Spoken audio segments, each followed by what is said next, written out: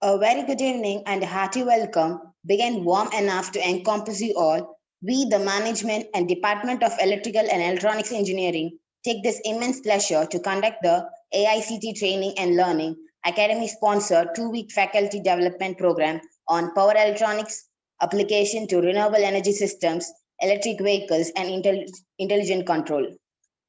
A union of soul and mind is prayer. I now call upon my fellow friends Abhirami and Haritashri from Department of Electrical and Electronics Engineering to chant the prayer song.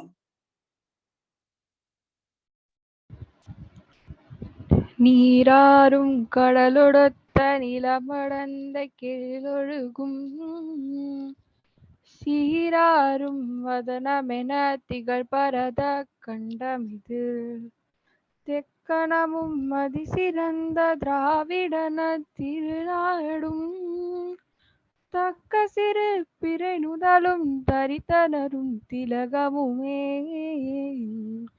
ஆத்திலக வாசனை போல் அனைத்துலகும் இன்பமுற எத்திசையும் புகழ் மணக்க இருந்த பெரும் தமிழனகே தமிழனகே உன் சீரிலமை திறம்பியந்து செயல் மறந்து வாழ்த்துதுமே வாழ்த்துதுமே வாழ்த்துதுமே.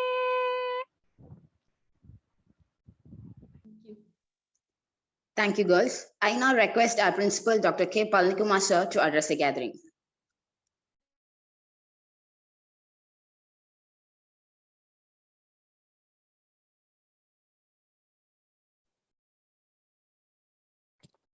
I am audible.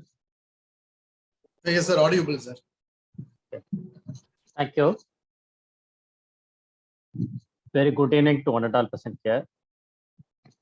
On behalf of Sri Sai Ram Institute of Technology and also on behalf of All India Council for Technical Education, Atal Training Academy, actually AICTE Training and the Learning Academy sponsored 2-week faculty development program on power electronics application to renewable energy systems, electric vehicles, and intelligent control is going to be scheduled from 10/10/2022 to 21/10/2022. So this is an online come offline faculty development program fully sponsored by All India Council for Technical Education.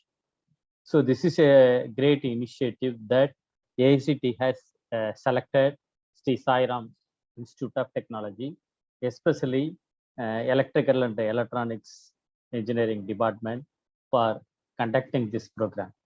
So on behalf of our management and also on behalf of us, congratulate the Department of Electrical and Electronics Engineering and the coordinator, Dr. Muttamilan, Associate Professor, Department of Electrical and Engineering, for organizing such a wonderful faculty development program, power electronics application to renewable energy system, electrical vehicles, and intelligent control for the benefit of the faculty members. So this is a great initiative that the power electronics is applied to all the field. So especially this is applied to energy and related applications. So here in energy, the renewable energy is very, very important because we want to have a sustainable development goals, and the sustainable development goals are implemented in our institution. Suppose if we want to maintain the sustainable development goals, so the sustainable energy development is very, very important. So in this August gathering, the department has selected a very great topic on renewable energy systems, electric vehicles, and intelligent control as a topic for this faculty development program. So this is not only for the renewable energy. Nowadays, everywhere we are using the electrical vehicles, even in 2-wheelers and 4-wheeler. The electric vehicles are getting momentum because fossil fuels are going to be fed out earlier, as early as possible. So that we want to have the research on the electric vehicles and related one. In that, if the controls are very much intelligent, having the proper intelligent control, then we are able to have the greater output. So to attain the sustainable and the greater output, so the department is organizing the wonderful topic for the benefit of the faculty members. I congratulate the Department of Electrical Engineering, the HOD, and the coordinator of this event, Dr. Muttamilan, Associate Professor, for the great effort. So here, the Atal Faculty Development Program is divided into two different modes. One is on online mode and the another one is on the offline mode. In the online mode, we have the first week online mode, Dr. R. Ramaprabha and Dr. D. Lakshmi, Mr. Kevin K.S. and Dr. T. Dandabani, Dr. M. Balaji and Dr. G. Ratnakannan are going to give lectures to online mode for the benefit of the faculty members. On the other hand, the second week, Dr. Dandabani sir, Dr. K. Maran, myself, Dr. C.R. Sendilnathan, Dr. Ramaprabha, Dr. K. Udayakumar, Mr. Kevin and Balaji are going to present their views on the above topics for the benefit of the faculty members. On behalf of Sri Sai Ram Institute of Technology, also on behalf of Atal Faculty Development Program, I warm welcome all the resource persons. Also, I warm welcome all the faculty members, those who are attending this program. So I think this program will give very good initiative and the faculty members are able to concentrate more on the above topics and they are able to achieve something through this program. Once again, I congratulate the department for making this program a successful one. I warm welcome all the faculty members and the members, those who are coming from other institutions and also from Sri Sai Ram Institute of Technology. Once again, I congratulate the coordinator and the department for the greater opportunity. Thank you very much for the opportunity. Thank you. Thank you. Thank you, sir. I now request our head of the department, Dr. G. Prakash, sir, to address the gathering. So very good evening to one and all present here. So with the blessings of our founder chairman, first I would like to convey my sincere thanks to our Chief Executive Officer and Chairman, Sai Ram Group of Institution, Mr. Sai Prakash Leomuthu, and our beloved principal. So thanks for the wonderful opportunity to conduct that 2 weeks Atal sponsored FDP. The title, Power Electronics Applications to Renewable Energy Systems, Electric Vehicles and Intelligent Control for the period 10-10-2022 to 21-10-2022 through hybrid mode, both online and offline. So it's my privilege to welcome all resource persons from various organizations.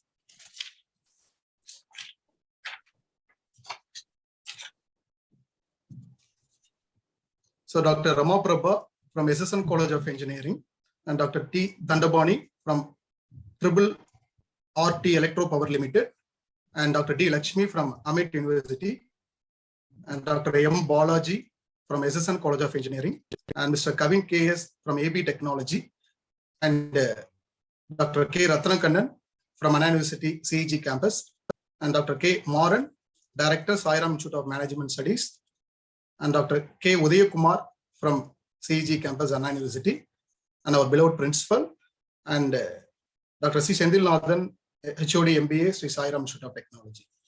So I convey my special thanks to all resource persons. So thanks for accepting our invitation and gracing this occasion. Next, I would like to welcome all participants from various organizations. So thanks for accepting our invitation and registering our Atal FDP. It's really an honor for us. So let me speak few words about our department, the electrical department. So it was established in the year 2008. So we have the intake of 60 and 14 faculty members. And out of 14, we have 5 doctorates in our electrical department. And the department, the highlight of the department, just we have to highlight that. And the department has produced 577 university rank holders as of now. And major strength of electrical department, we have got NBA accreditation in the year 2018. And also NAC A+, our institutions, we have got that NAC A+ accreditation in the year 2018. And we have well qualified and dedicated faculty members, and faculty retention is one of the major strengths in our electrical department. And apart from that, good placement record for the past 10 years, and both core company and as well as IT sector, our students are placed in well esteemed organization. And the students are actively participating in both co-curricular and extracurricular activities. And these are the major strength of electrical department. And apart from that, just we want to highlight that our institutions, what are the positives in our institutions and what are the achievements and what are the activities is going on in the Sairam group of institutions. So we have multiple events like Ideathon, Solvathon, Innovathon, and Hackathon. So these are the events really helpful and to motivate the student side.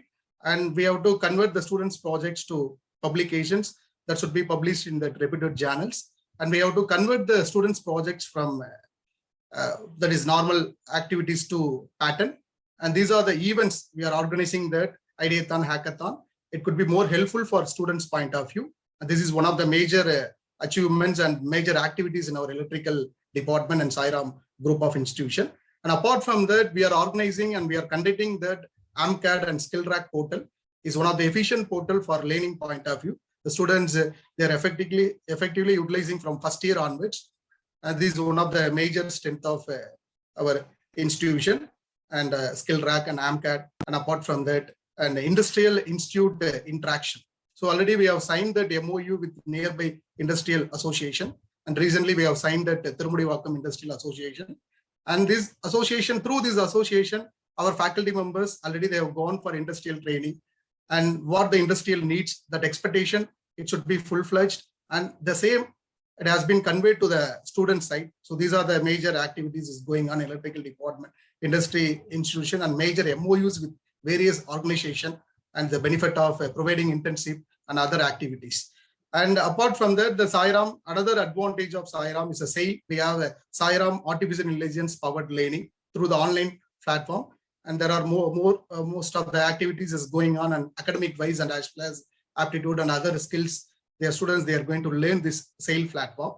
These are the additional activities and additional achievements of Sairam group of institution. So once again, I thanks to all participants from various organizations, and thanks for registering our Atal FDP. It could be more useful for learning point of view, the 2-week Atal FDP program. So the recent topics is electrical vehicle and as well as renewable energy systems. We have chosen that. So really it will be more helpful for learning point of view. So once again, thanks to our principal for providing this great opportunity for conducting the 2 weeks Atal FDP. And I convey my special thanks to Dr. Muttamilan and Mrs. Sasikala Madam. They are the coordinator of the program and they are the pillar of Atal FDP. So once again, I thanks to Dr. Muttamilan and Sasikala Madam and all faculty members of electrical department. Thanks for the opportunity. Thank you, sir. I now call our event coordinator, Dr. T. Muttamilan, sir, to give us the introduction guest lecture. Good evening, all.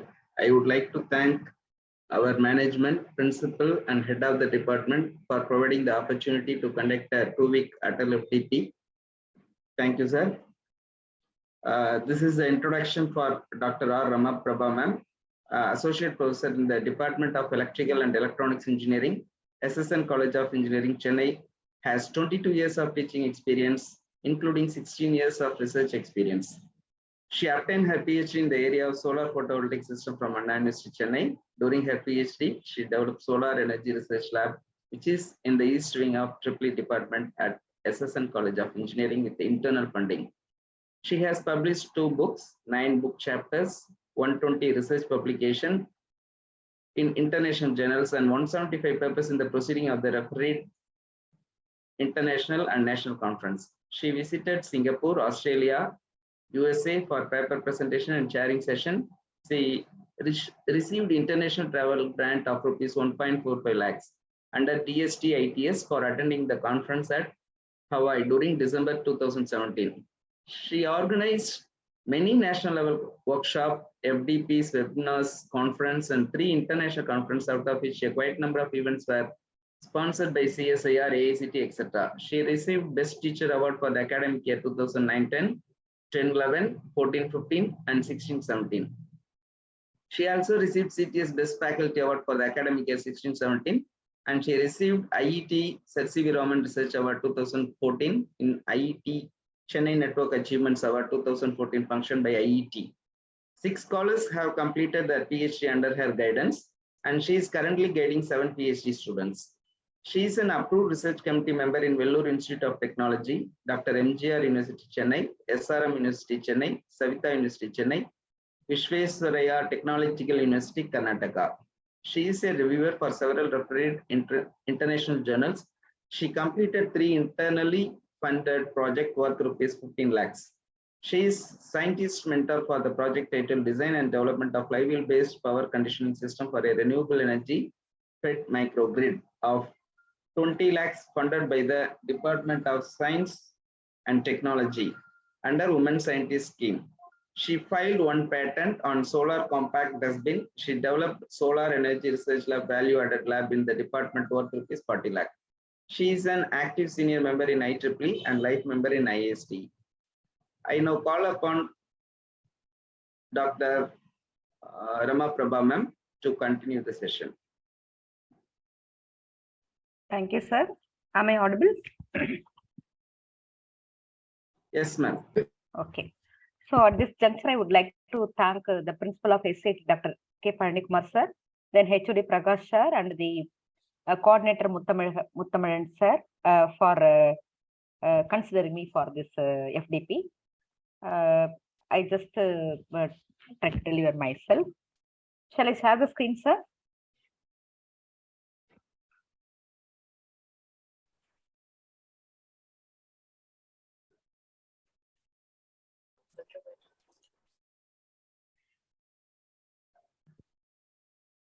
Yes, ma'am. Okay. It is visible. Okay, sir. So good evening to all participants and faculty members of SIT. Today my topic is advances and applications of intelligent control in solar photovoltaic system. So as it is the first session, I just want to give a brief introduction about solar PV. Then I will slowly move into the topic intelligent controller in solar photovoltaic system. So accordingly, I just organized my lecture, introduction, general block diagram of power conversion systems, then maximum power point tracking algorithms, where we are really applying this intelligent control techniques.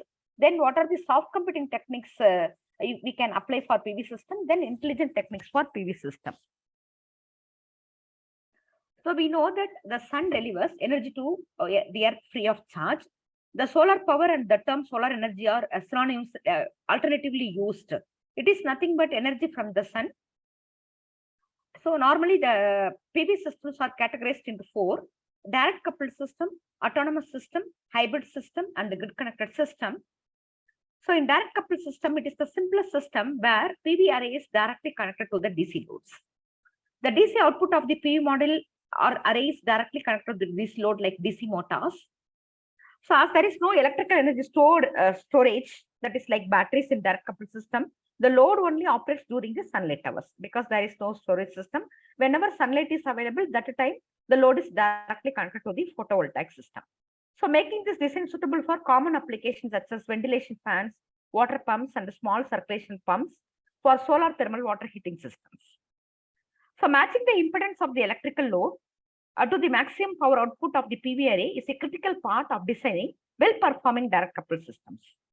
For certain loads such as positive displacement water pumps, a type of electronic DC to DC converter called a maximum power point tracker is used between the array and the load to help better utilize the available array maximum power output. The common direct coupled systems are remote water pumping with the storage tank. Here the energy storage is nothing but your water. Whenever sunlight is available, we are pumping the water in the tank. Whenever it is required, we can use it from the tank. The next classification, autonomous or standalone PV system. Here it is nothing but completely independent system, that is independent of other sources. They are used to power remote homes, cottages or lodges, telemetry, telecommunications, as well as in the application such as remote monitoring and water pumping. But it requires batteries for storage because it is independent of other power sources. Whenever sunlight is not available, we require to cope up the load requirement. So we require batteries for storage. Particularly, they are useful and cost effective for summer applications when the access to a site is difficult or costly, or where maintenance needs to be minimized. Wherever we are difficult to find to extend the grid connections. Those locations, the autonomous systems are very popular. The main blocks consist of PV array along with a battery with charge controller. If it is a DC load, it directly powered from the battery. Otherwise, it will be inverted and power the AC load. Here, the purpose of charge controller is to maintain the battery charging and the discharging limits. So this is the simple diagram of the standalone PV system where it will be directly connected, which is independent of the grid. The light will be falling on the PV array. So the photovoltaic modules directly convert the sunlight into DC, mostly DC voltage or current. This is non-linear source. Then by proper controllers, it will be feeding to the load. Next one, hybrid PV system. If you want to reduce the burden on the battery and always we want to support the load, then we have to use the hybrid system where one of the sources are PV array, another source is any of the other renewable sources or any engine generators, etc. So the rest of the block diagram of the same. Here we are only including another source as it is a engine generator or wind turbine system. As it has to go via battery, we can go with rectifier, and rest of the things are the same. Most appropriate when energy demand is high in winter season, the hybrid systems are preferable. The hybrid system may be hybrid renewable energy systems or generally hybrid system. The difference between the terminology is nothing but hybrid system. The other source may be a renewable, non-renewable, renewable system like normal grid or any engine generator, etc. Hybrid renewable energy system is PV array as well as the additional source will be only renewable like a wind generator, biomass, etc. We are not depending upon the non-renewable systems. So this is an block diagram where we can see the hybrid PV system.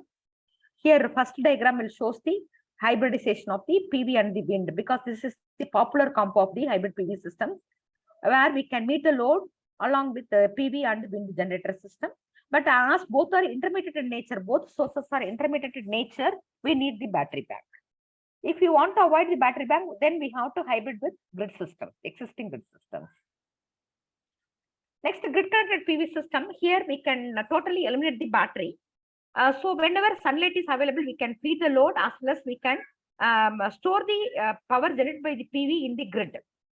Then whenever it is not available, sunlight is not available, we can take it from the grid. So in conventional buildings, it will be done like this. In a home systems, residential system, it will be done through net metering, so that we can get the advantages of using the PV array system. So whenever we are producing our own power, whenever we are getting the power from the grid, we will be getting the advantages from the government. So this is the block diagram showing the grid connected system.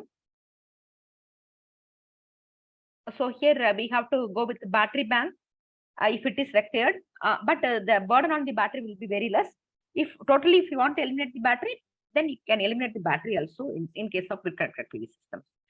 So from the basic classification, we understood that any PV system consists of solar PV module or array, then maximum power point tracker, then charge controller, battery, inverter, and the load.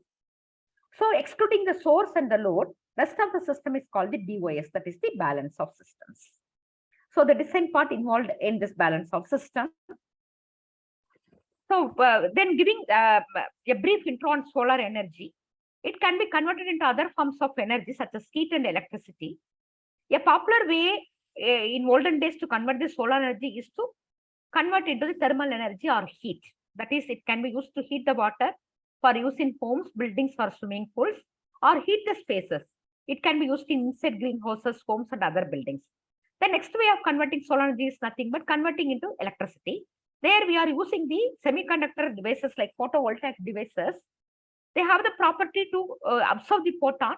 Then the photons which have the higher band gap energy will be absorbed by the material and it will liberate the electrons. The movement of electron causes the electricity.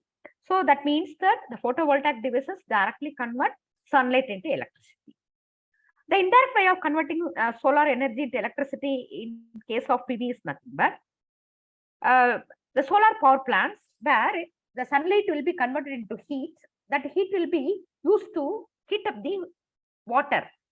water at a higher level, like solar collectors or concentrators, we can focus the sunlight in a particular beam which consists of a water. Then that heat will be converted to electricity like your normal thermal power plant. This is the indirect way of converting the solar energy into electricity. The two ways to convert solar energy into electricity is nothing but through photovoltaic devices, wherein it will directly convert into DC, or we can directly convert via this thermal energy conversion. Sunlight into thermal, thermal into electricity. So coming back to our topic, photovoltaic system, the technology called photovoltaic, which converts the sun's energy into electricity directly. This conversion is called photovoltaic effect, and the related research field is called the photovoltaics. So as I explained earlier, whenever the sunlight is falling on it, it directly converter. That means that the photons will be absorbed. The photons which have the higher band gap energy than the material band gap, then that will liberate the electrons. The flow of electron causes the electricity, that is DC in nature. So the fundamental block of the solar PV system is nothing but solar cell. Each cell can produce 0.6 volt, but that may not be useful for practical application. So number of cells are connected in series to form the module. The typical number of cells are connected in series are 36 cells or 72 cells, etc. Then those modules will be connected in series or parallel to increase the voltage and current rating to form the photovoltaic array. So typically the solar cell will be given with some specification, type of the cell, whether it is a what type of cell, monocrystalline, polycrystalline, thin film, etc. Then size of the solar cell, then rated power, then what is the voltage at maximum power, what is the voltage at current maximum current at maximum power, then what is open circuit voltage, what is short circuit current, how many cells are connected in series within a module, then how it will be arranged. These are the general specification which is pasted backside the solar PV panel. So types of PV cells, it may be classified into monocrystalline, multicrystalline, thin film, amorphous, and other thin films which include the recent techniques like dot solar cells, then dye synthesized, etc. They are in research level. So the very popular and commercialized PV cells are single crystalline silicon solar cells and polycrystalline silicon, amorphous silicon, then gallium arsenide. In polycrystalline, there will be a cadmium telluride and copper indium diselenide. So approximate conversion efficiency. Here I want to clarify one terminology, efficiency with respect to solar cells. Any system, the efficiency can be classified into output by input. Right here, the output is nothing but the electricity generated. The input is nothing but how much amount of light absorbed by the material.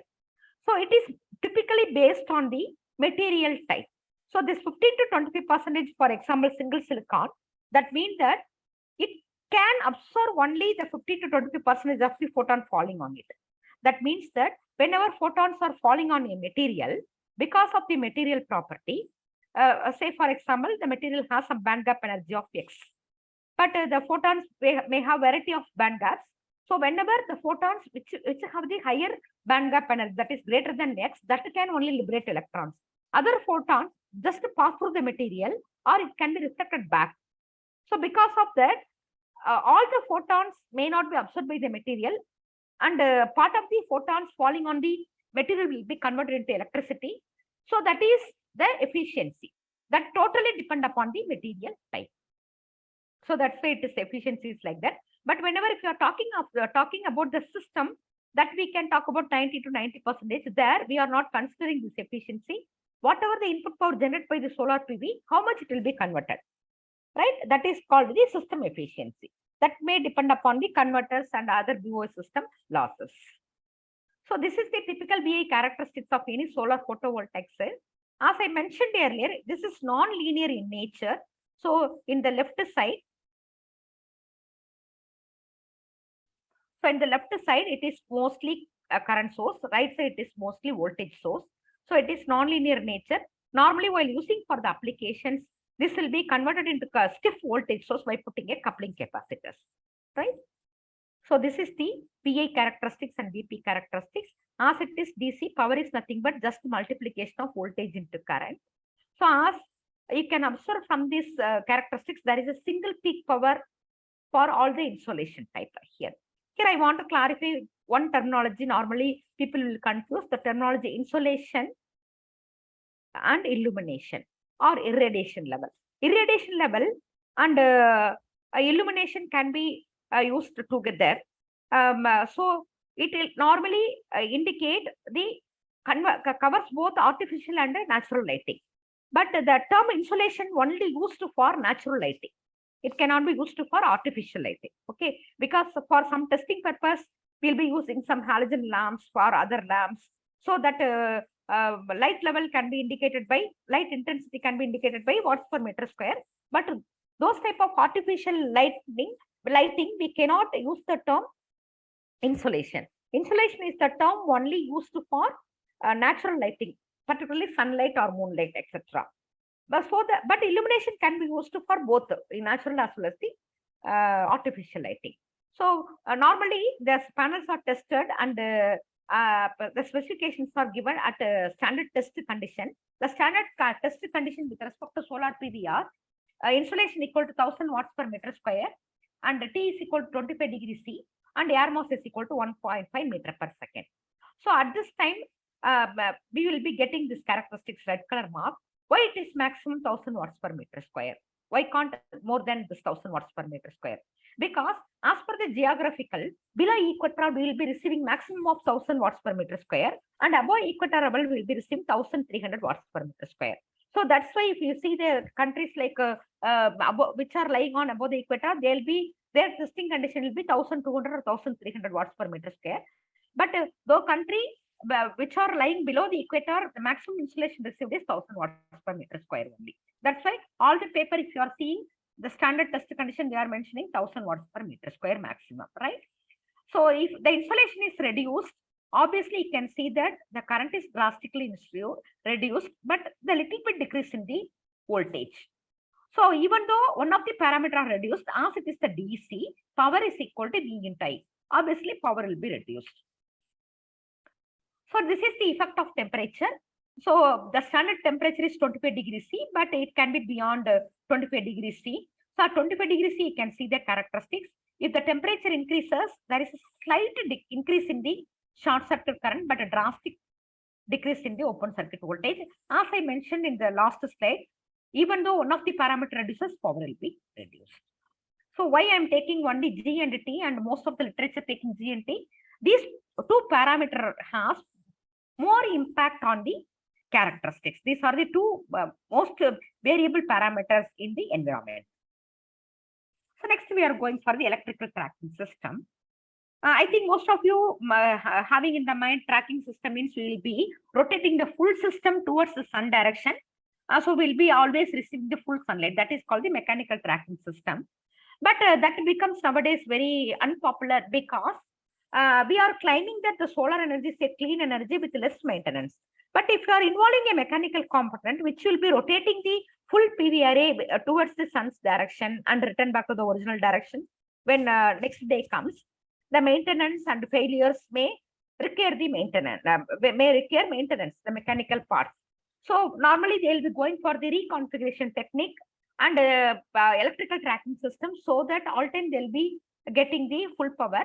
A few applications they are using the mechanical tracking system like a direct coupled system, etc. So this maximum power point tracking indicates that the electrical power point tracking system, it is a not mechanical tracking system. It is an electronic system that operates the PV modules in a manner that allows the modules to produce all the power they are capable of. So a conventional controller tend to limit PV module power production. So an MPPT controller extracts the all available module power. The magnitude of power increase is variable because depending upon the installation condition, the power will be varying, but all time there is a single peak in the characteristic. You can see here. So whenever installation coming down, the power will be reduced, but the operating point should follow this peak, not somewhere in the operating line. That is the meaning of the electrical tracking.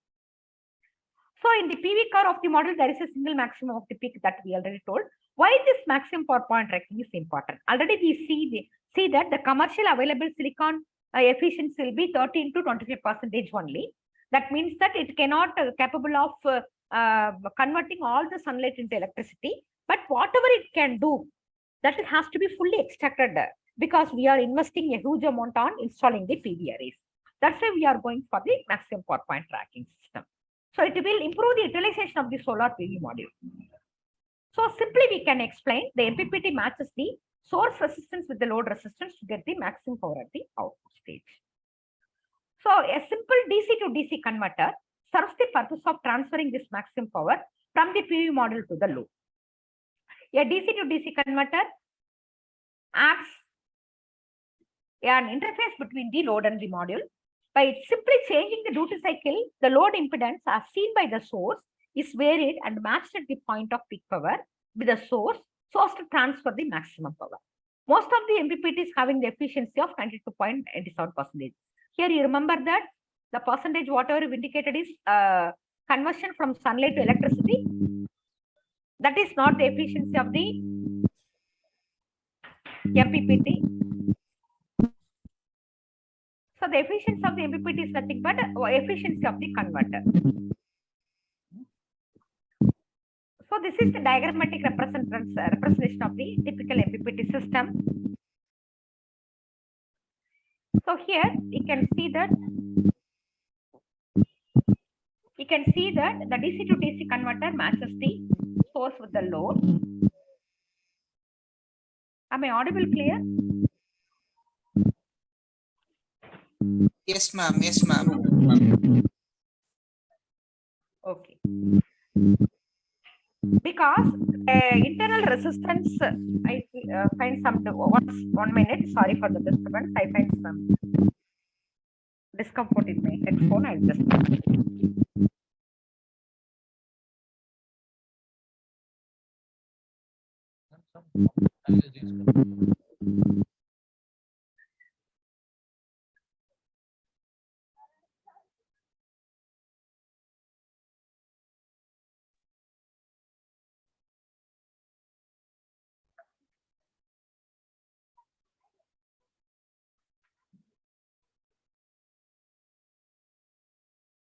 Am I audible now?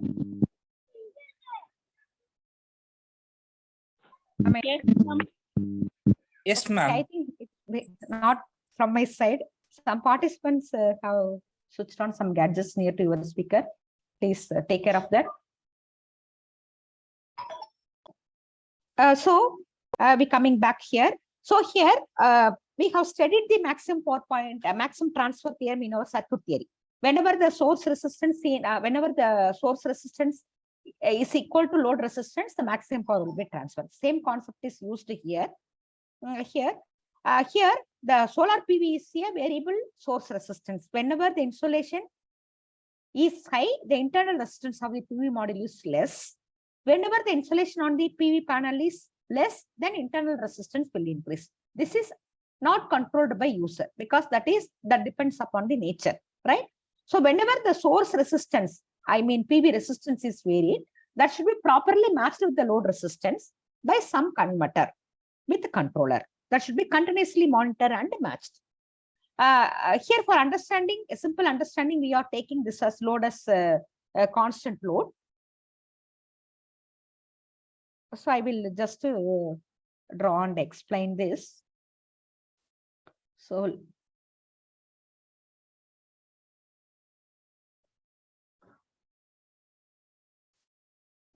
let me draw this. So this is your load resistance. So if it is constant, whenever it is varying, then we can vary this in between MPPT controller and we can change this resistance seen from the source. That is, the remaining resistance is load resistance in parallel with the resistance of the DC to DC converter. The resistance of the DC to DC converter is varied by duty cycle ratio.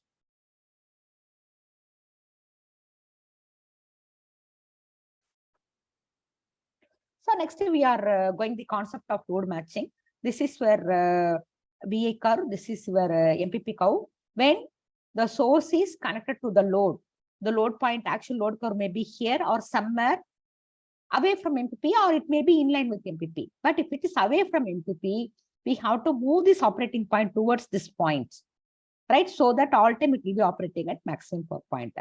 So this is the ideal load where source resistance is equal to load resistance. But actually, if you are connecting the source with the load, It may be away from, it may be right side or left side, anywhere it may be.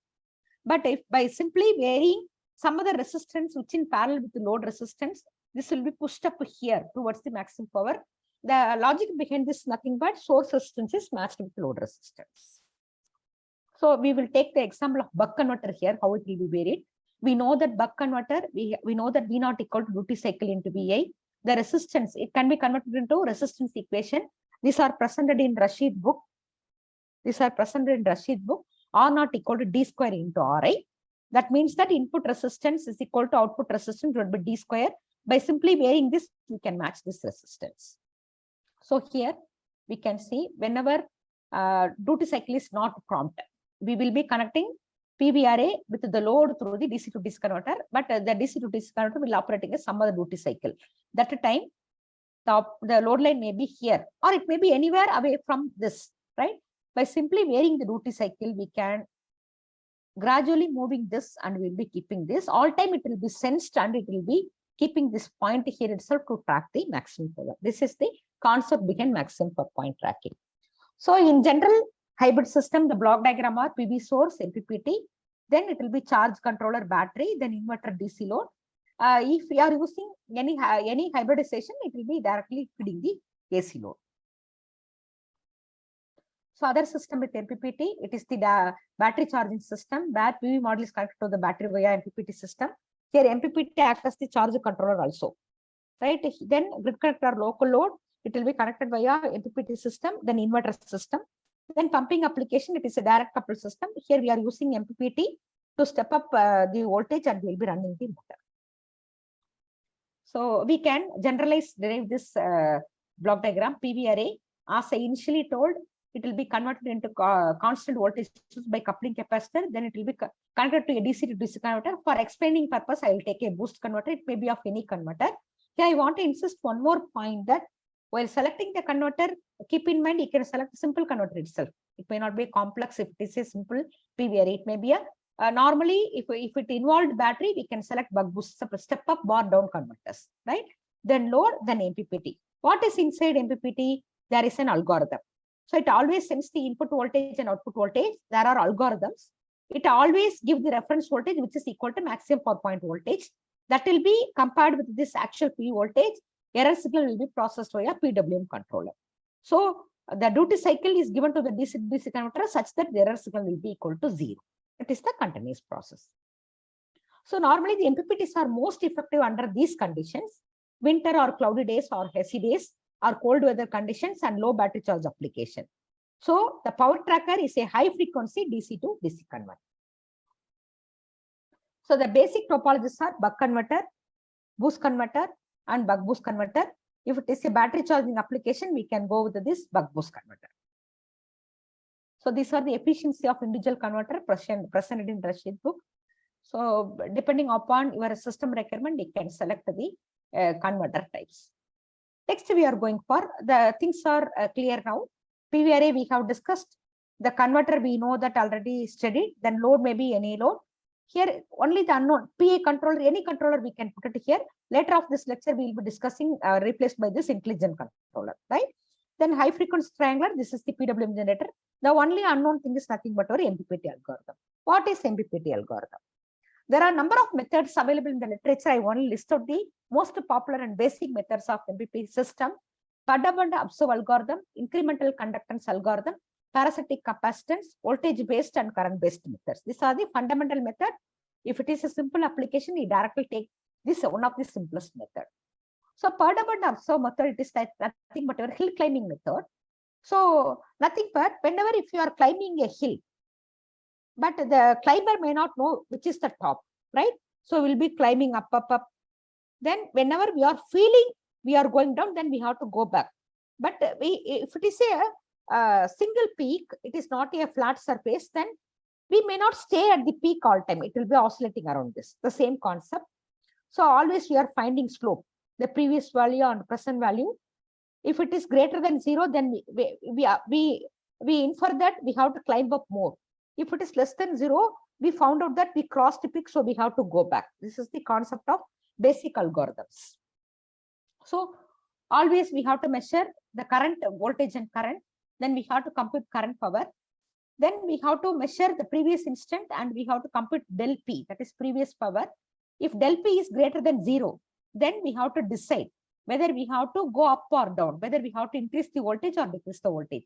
For that, we have to find that whether V of K, present voltage minus previous voltage is greater than 0. That means that the present voltage and the previous voltage is greater than 0. That means that we are moving forward. That time, we have to check that we have to, yes, then we have to decrease the model voltage, otherwise we have to increase the model voltage. This other loop will be, the operating point may be here or here. So one loop confirms this tracking, another loop confirms this one. So base when dp by dv is equal to 0, that is del p is equal to 0, we conclude that we reaches the peak. That is the concept here. So this loop will be continuously tracking the peak. So these are the simulated characteristics where this PNU algorithm I have used, it tracks the maximum power. Why this is a not single line bandwidth? As I told, this basic algorithms oscillates around the peak point. They may not stick on that. But if you are reducing the step sizes, that is the instant where present and previous values are observed, we can reduce this with. But anyhow, by this itself, we will be achieving 96%. This is the flowchart of the incremental conductance algorithm where we are finding the slope I by V. The same logic will be using the finding the slope of the curve and we can find the algorithm. So this is the incremental conductance tracking algorithm simulation results. So for better understanding the impact of the maximum power point tracking, we will take this module which has 37.08 watts under standard test condition. That means that whenever it is connected to the load at this condition, it is expected to produce 37 watts, around 37 watts, right? When it is directly coupled without any MPPT system, you can see power output is 10.41 watt. That means that the load is not matched. So we'll be obtaining output power by input power to only 28%.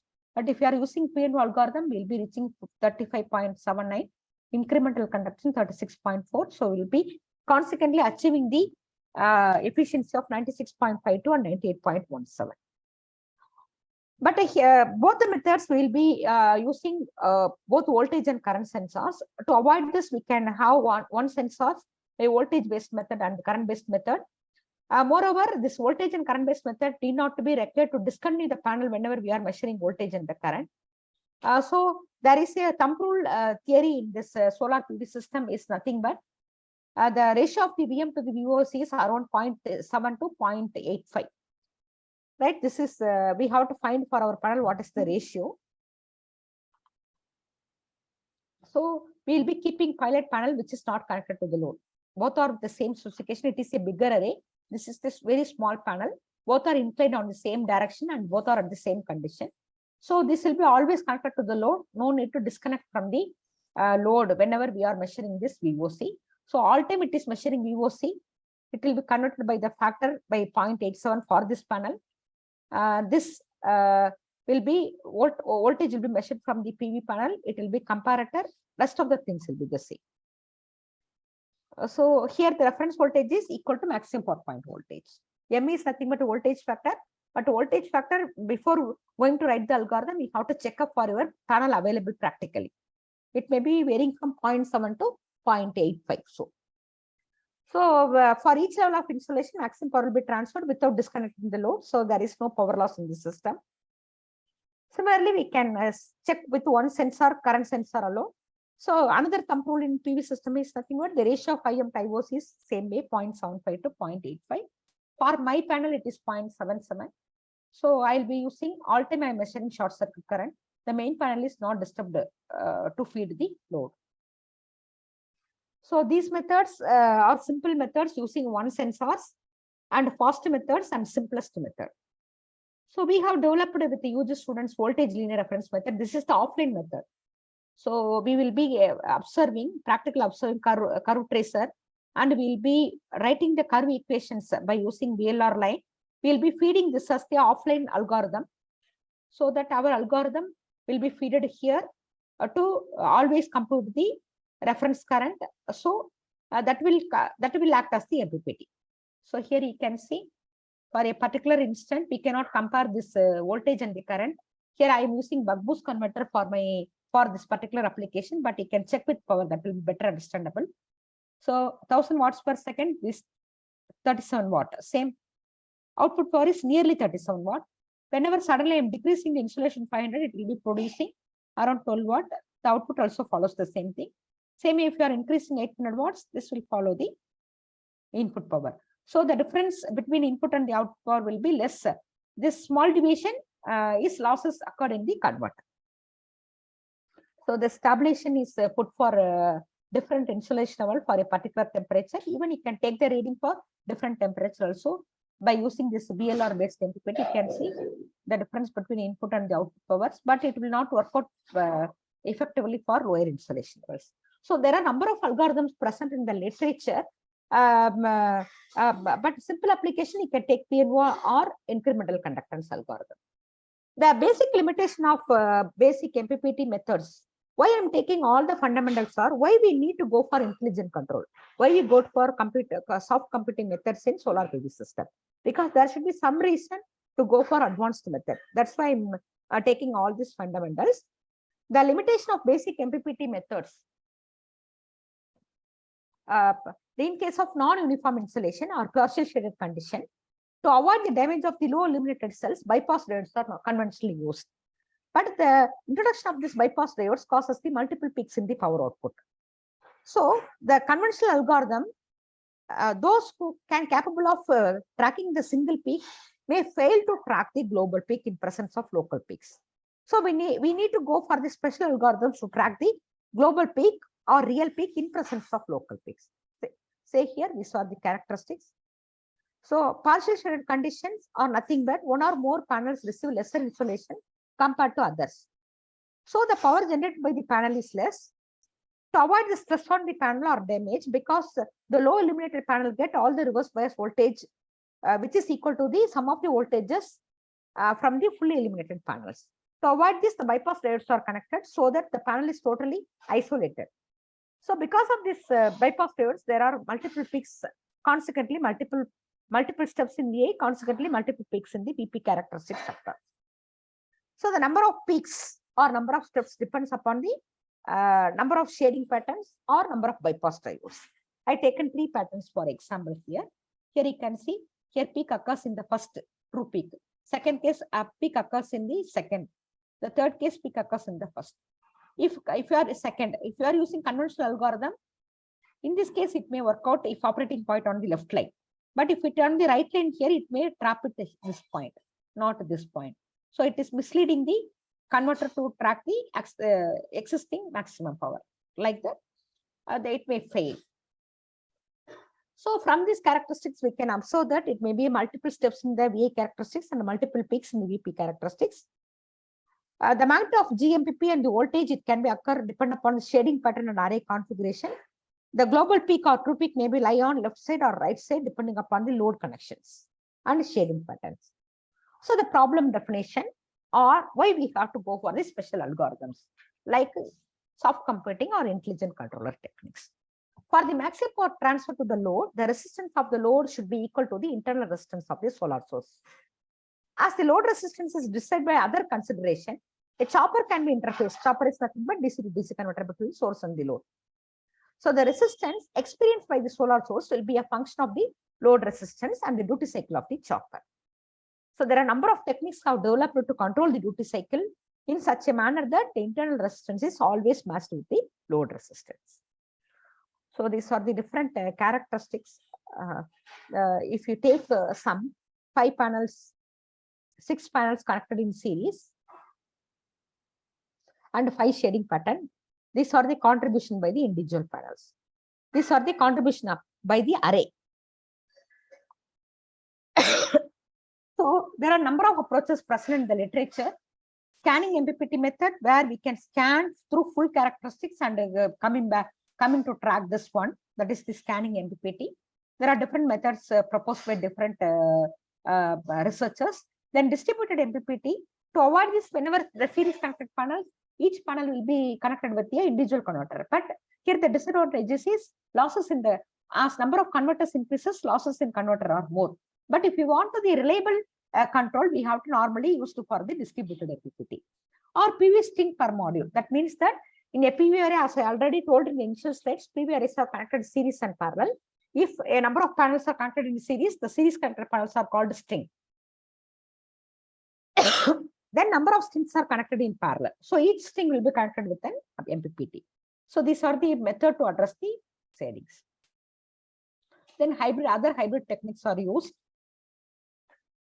So these are the sample characteristics for different shading pattern.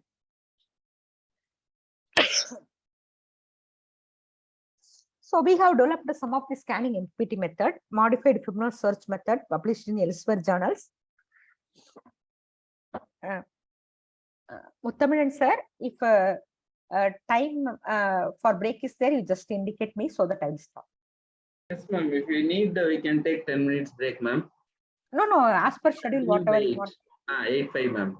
Okay, then okay, I will continue. Okay. So the modified Fibonacci search method, we have developed the global tracking methods. So we'll be generating Fibonacci numbers by shortening the scanning MPPT, and we have developed our MPPT algorithm tracks the true peak. If you want to refer, you can go with the paper I will share at the end of this session, the paper. So here the only design is nothing but your boost converter. We can take the standard equation available in Rashid book, and we can use the Ziegler-Nicholas first order method to start with the initial Kp and Kv values. After that, we have to go with the trial and error to tune the P and I values. So as indicated, voltage and current are indicated. Algorithm will be placed here. Algorithm will generate the reference voltage, which is equal to the MPP voltage. Then that will be compared with the actual voltage. Then it will be given to the PWM generator to generate the duty cycle, such that the internal resistance of the boost converter is varied, so that the effective resistance produced by the source and the load and the converter as seen from the source is equal to the source resistance. So as I told already, if you see current voltage, as I'm using the boost converter, current will be reduced, voltage will be increased, but you can see the power. Always the input power, output power follows the input power. So these are the transient characteristics. There are a number of parameters to be discussed via this transient parameters. The main thing is tracking time and the overshoot periods. This is for another condition.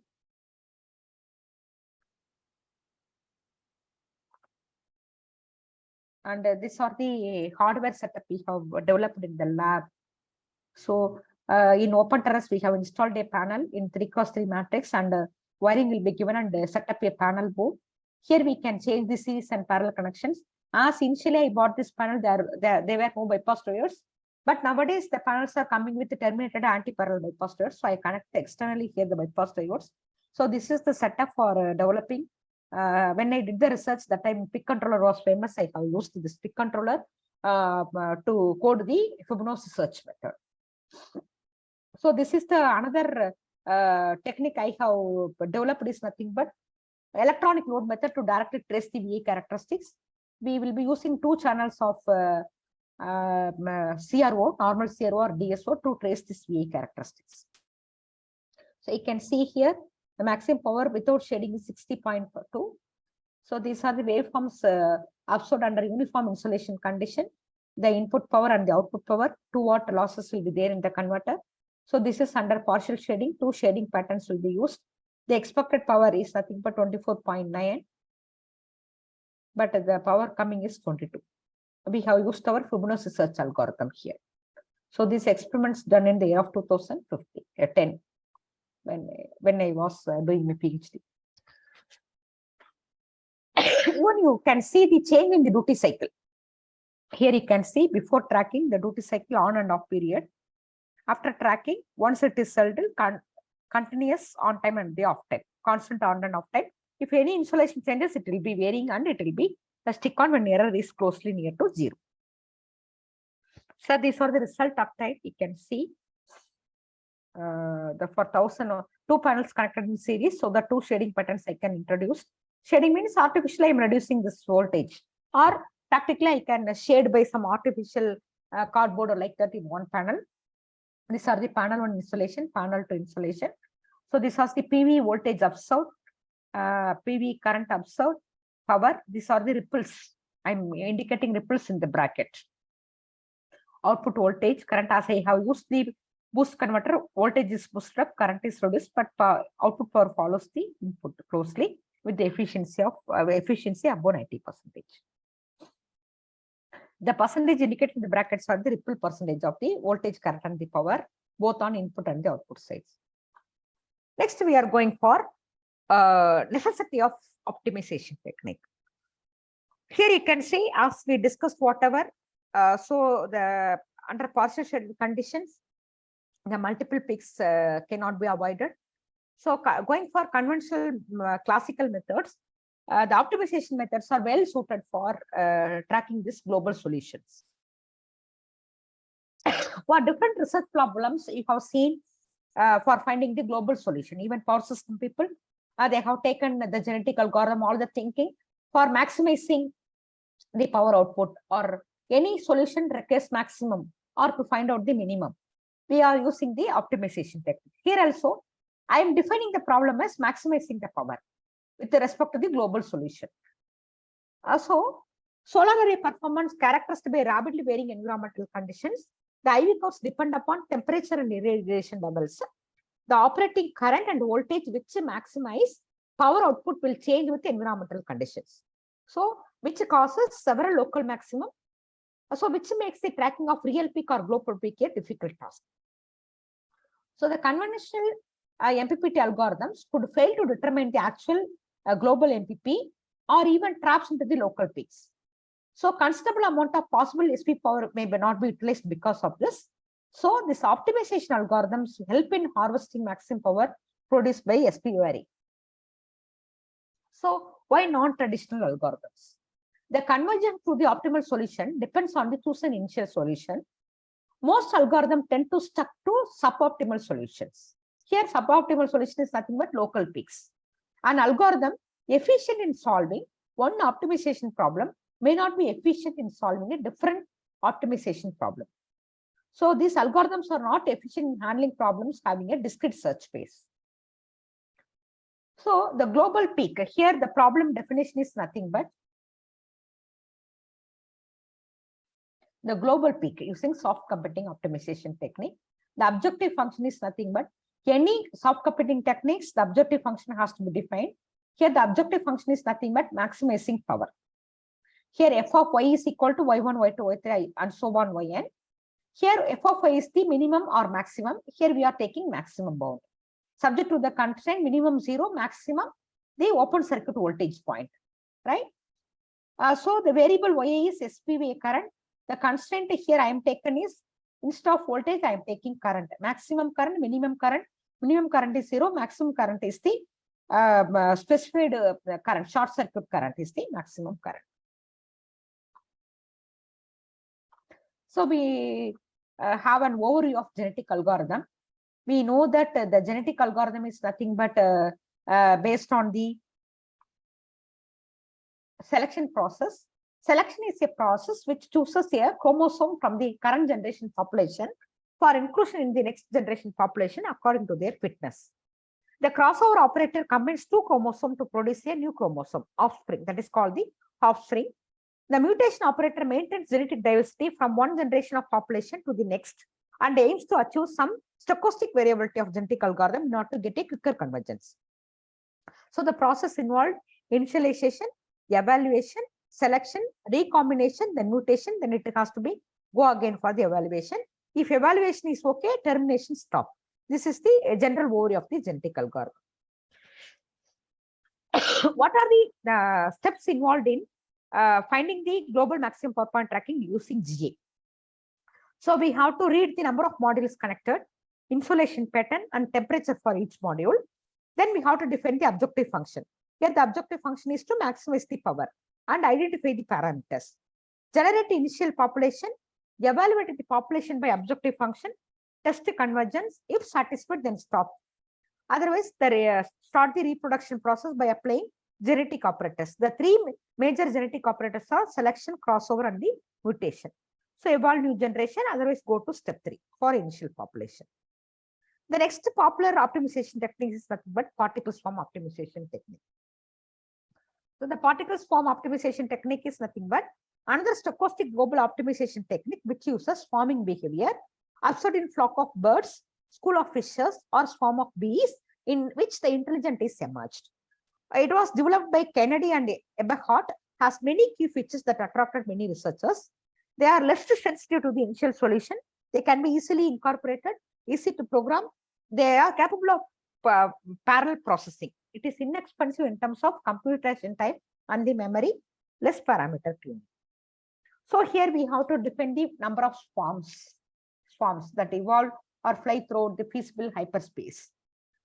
So here each particle has two vectors associated with its the position xi, and here the voltage are the vectors vi. And each particle PSO keep the track its coordinates in the problem space to find the best fitness solution. Another best value that is tracked by the global version of the particle swarm optimizer is the overall best value. First, it will select the best value near to this. That means that in our cases, it will first track local peaks, then compare the local peaks and find the global peak among it. So here each particle updates its coordinates based on its best search. So by using this equation, these equations are well presented in the literature. I have taken the open source code for PSO and a rewrite for my applications. So these are the available. Here also we have to read the number of modules connected, insolation pattern and temperature. Then we have to define the PSO parameter. Here it is the maximum power, minimum power, and C1, C2 constant, and how much iteration we have to put. Then we have to generate the initial population, then compute objective value, current and power, then measure the fitness function, then update the personal best, then update global best, then update velocities, positions, then we have to go back to the step 4 to compute the objective value. So if it is okay, then we have to terminate the process. So I think I will take 2 more minutes to complete this another evaluation algorithm, differential evaluation algorithm. It is the another optimization technique. I have taken 3 popular and simple algorithms for my problem. It is also stochastic population-based optimization algorithm. D works with 2 population, old generation and the new generation. It is conducted by means of 3 main operators: mutation, crossover, and selection. So it uses the differences of randomly sampled pairs of objective vectors to guide the mutation operation instead of using the probability distribution function as the overall evolutionary algorithms. So in each generation, individual of the current population become target vectors. For each target vector, the mutation operation produces a mutant vector by adding the weight and difference between 2 randomly chosen vectors to a third vector. The crossover operation generates a new vector called trial vector by mixing the parameters of the mutant vector with those of the target vector. If the trial vector obtains a better fitness value than the target vector, then the trial vector replaces the target vector in the next generation. I think here I can stop as the break time is announced as 8:05. Is it okay, sir, Muttamil sir? Yes, ma'am. Can we start by 8:15, ma'am? Yes, sir, no problem. Yes, thank you. Okay, sir. I'll be online. I will join at 8:50. So participants, if you have till doubt, we will open the session at 8:15 with your queries. Thank you. Muttamayan sir? Yes, ma'am, you can start, ma'am.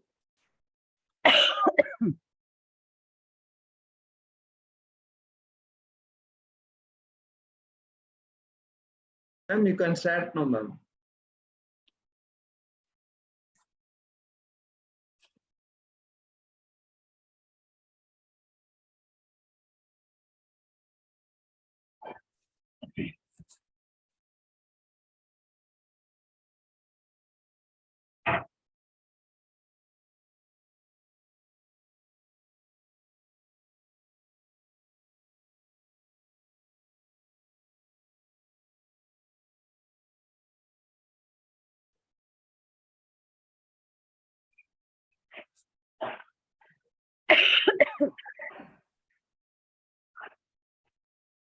Muttamayan sir, shall we start?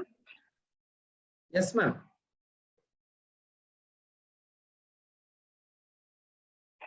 Ma'am, you can proceed now.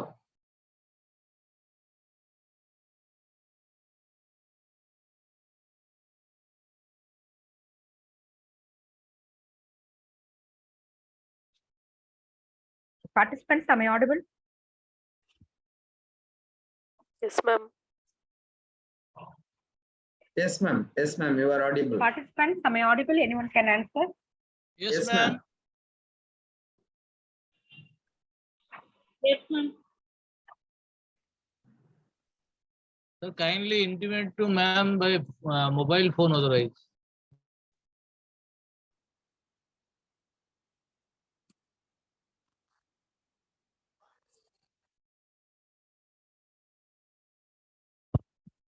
Participants, am I audible? Yes, ma'am. You are audible. Ma'am. Okay.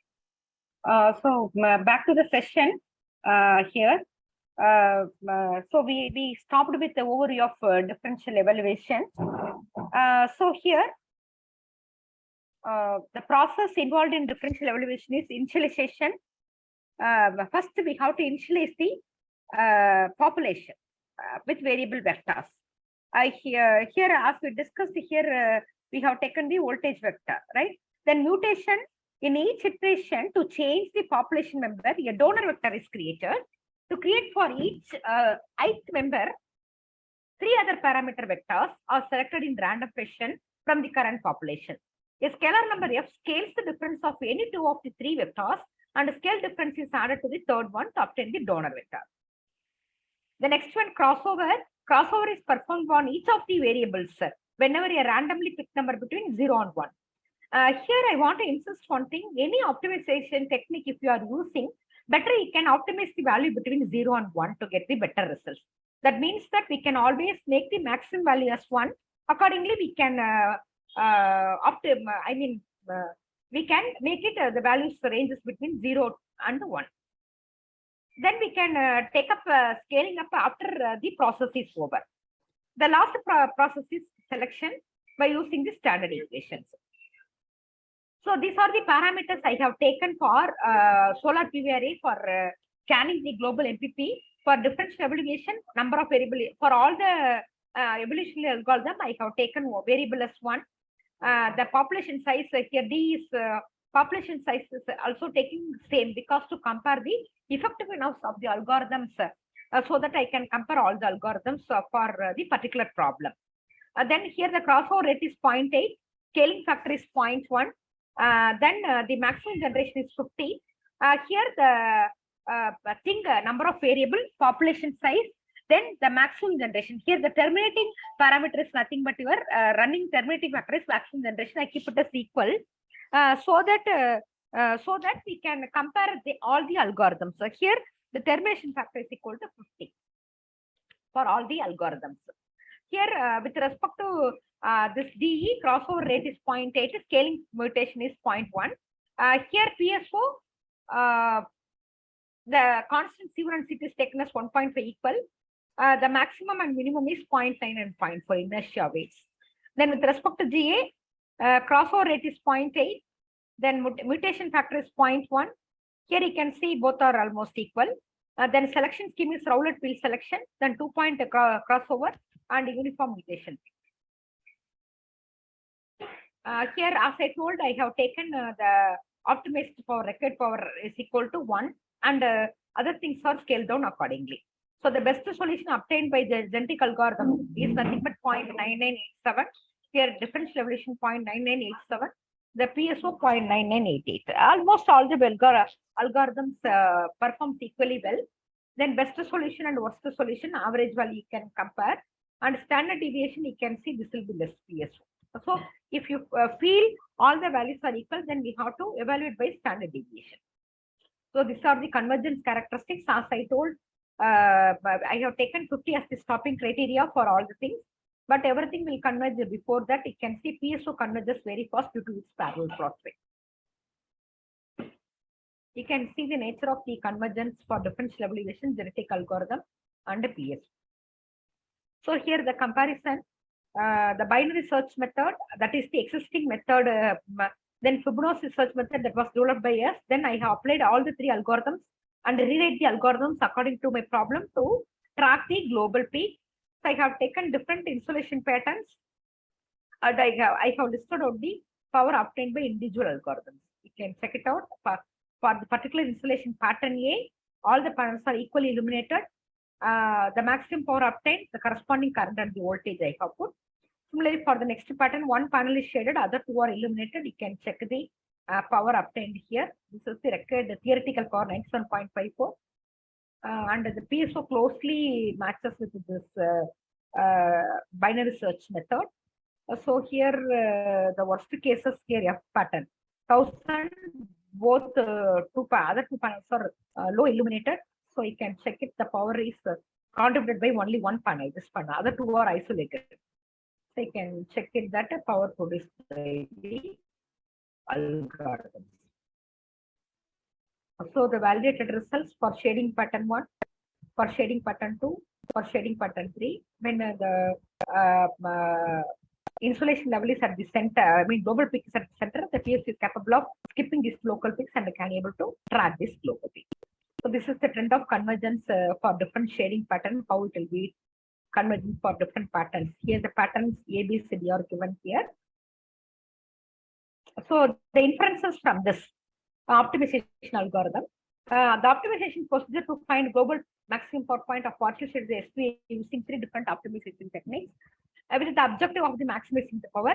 In terms of global exploration, D and the PSO outperform GA.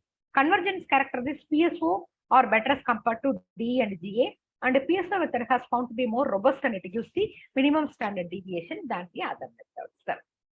So here I just want to infer whatever we have discussed from the last session. So the solar PV is a clean energy, so we are using for most of the applications. Used as a standalone system or hybrid system. But if you are going with the practical application, we have to effectively use this solar PV system. We have to go with this maximum power point tracking system. So for that, we need to go with the simple DC to DC converter or converter selection based on the requirements. When we are using a larger PV array, number of panels should be connected in series and parallel fashion to get the power output. Required power output. But whenever if it is a larger array, one of the panels are shaded due to the nearby buildings, or if it is a megawatt range PV array, clouds are passing, that also causes partial shading. Sometimes some leaves are stick on, big leaves are stick on into a particular cell in the panel, because of that partial shading occurs. But it has to be eliminated. Simply it can be eliminated by the array configuration. That research on the array configuration is so different. So we will be normally taking series and parallel configuration to avoid the damage of the low illuminated panel. We have to use the bypass diode, wherein the low illuminated panel will be totally isolated and the rest of the panels will contribute to the power. So this will improve the power output as well as it will prevent the low illuminated panel. But introduction of the bypass diode causes multiple peaks in the characteristics. So conventional MPP algorithms will not work out. So we will be going to the this optimization technique like GAD, PSO, etc. So we have tried it out here. By using this algorithm, we will be finding of the global peak in the presence of the local peaks. Till that we have completed. So before proceeding to the intelligent controller, because here the initial block diagram I have replaced here. Here any algorithm, even you can go with the trained data using ANN. This data will be generated using artificial neural network, and that will be used to tune the PSO, and that will be given to the controller. That controller may be a intelligent controller like fuzzy logic controller. Before proceeding to that, I want to interact with participant. Any doubts, clarification, we can clarify it so that we can proceed with it.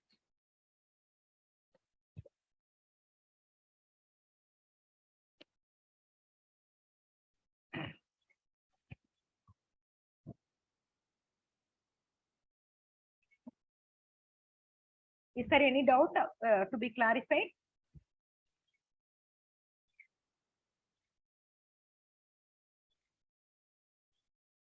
So as there are no, yes, yes. You are not audible clearly, ma'am.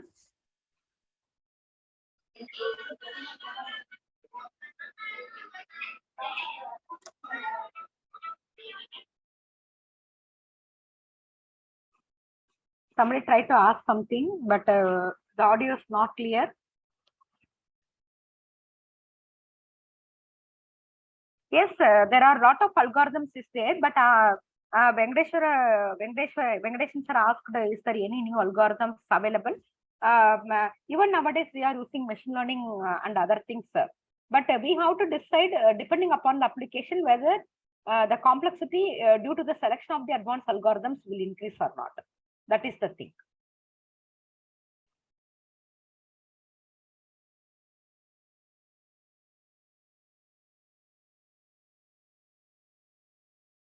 But my advice is if it is a small, very small array, we can go with the classical things, the PNO and incremental conductance algorithm. But if it is a larger PV array with bypass layers, we can select some of the optimization, classical optimization techniques we can choose. Instead of going for complex things to code it in processor like that and all.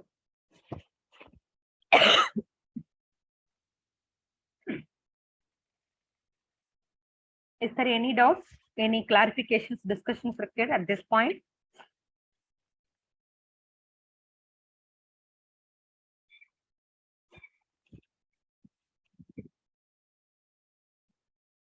Okay, then I will share it again, my PPT.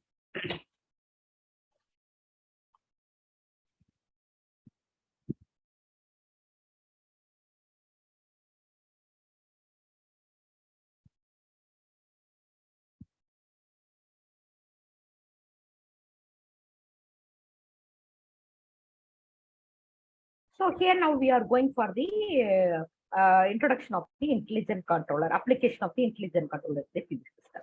So before proceeding this, even though many people know first this fuzzy logic controller, I want to give you a very quick view on the fuzzy logic controller, because as this is the first session, I just want to give the fundamental things to the participant point of view.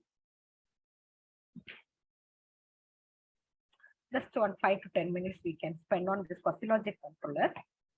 What is fuzzy logic controller? So we can go with any intelligent controller. For this explanation, I will take fuzzy logic as well as fuzzy tuned PA controller, which are very commonly used for any controller applications. So what is fuzzy logic controller? How we can use it for toolbox? Because why I'm introducing here is in our hands-on session, I'm going to discuss about these things in MATLAB environment. So fuzzy logic resembles the human decision-making methodology. It deals with vague and imprecise information. This is gross oversimplification of the real-world problem, and based on the degrees of truth rather than usual true or false. That is either 1 or 0. It can be likely values. It is range between 0 and 1. So this is the familiar example available in MATLAB itself is ROM honest, yes or no, true or false. This is Boolean logic. But in fuzzy logic, it is extremely honest, very honest, sometimes honest, extremely honest, with the proper weightages. That is called the fuzzy logic. So it describes the fuzziness of the answer. So it can be characterized by its membership function. There are a number of membership functions available. In other words, we can say that membership function represents the degree of truth in the fuzzy logic. So the important points relating to membership function. Membership functions were introduced by Lofty-Jarrah in his first research paper, fuzzy sets. This membership function characterizes fuzziness, whether the elements in fuzzy sets are discrete or continuous. Membership functions can be defined as a technique to solve practical problems by experience rather than knowledge. These are represented by graphical forms. Rules for defining fuzziness are fuzzy too. So the process of transforming a grisp set to the fuzzy set is called the fuzzification. It translates accurate grisp value into linguistic variables. So there are two methods: support fuzzification and the grade fuzzification methods. Next process is defuzzification. Here fuzzy set is converted into grisp set to the real world. Mathematically, this is called rounding it up process. So there are different defuzzification method: max membership method, centroid method, weighted average method, mean max membership method. Next one is fuzzy inference system. It is the key for fuzzy logic system having decision making as its primary work. So here it uses the if and then rules with the connector or and. The main characteristics of a FIS system, fuzzy inference systems are the output from the FIS is always a fuzzy set, irrespective of the input, which can be fuzzy or grisp. It is necessary to have fuzzy output when it is used as a controller. A defuzzification unit would be there with the fuzz to convert fuzzy variables into grisp values. There are 5 functions blocks to understand FIS. One is the rule base. It contains if and then rules. Database, it defines the membership function of fuzzy sets using fuzzy rules.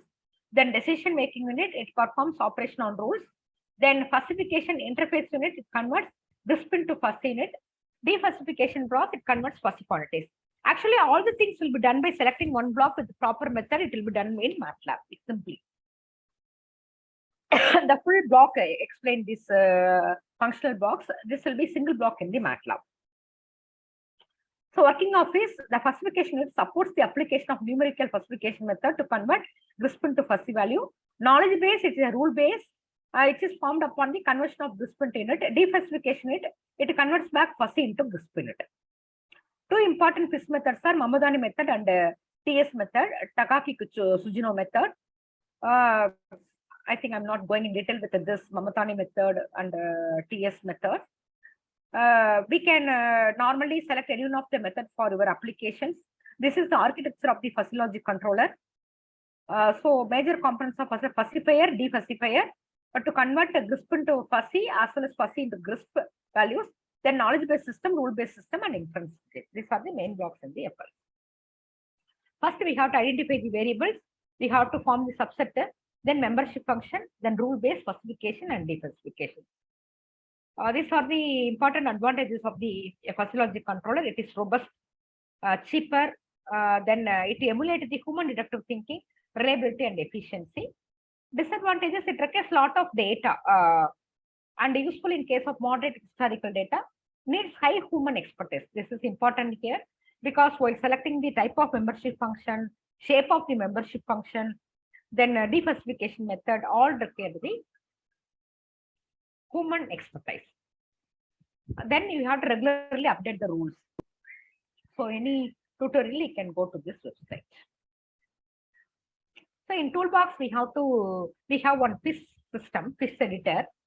So we can type in the command box fuzzy and how we can proceed the fuzzy. Then fuzzy blocks will be there. There we have to edit the membership function, FIS editor, rule base, everything we have to feed that requires the practical knowledge.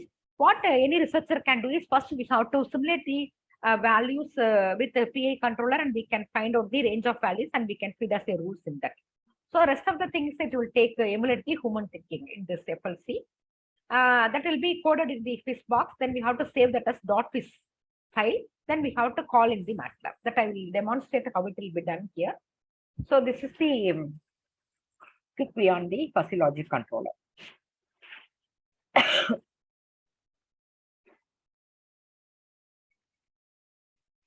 Next, I'm going back to our original PPT where we have to continue our things.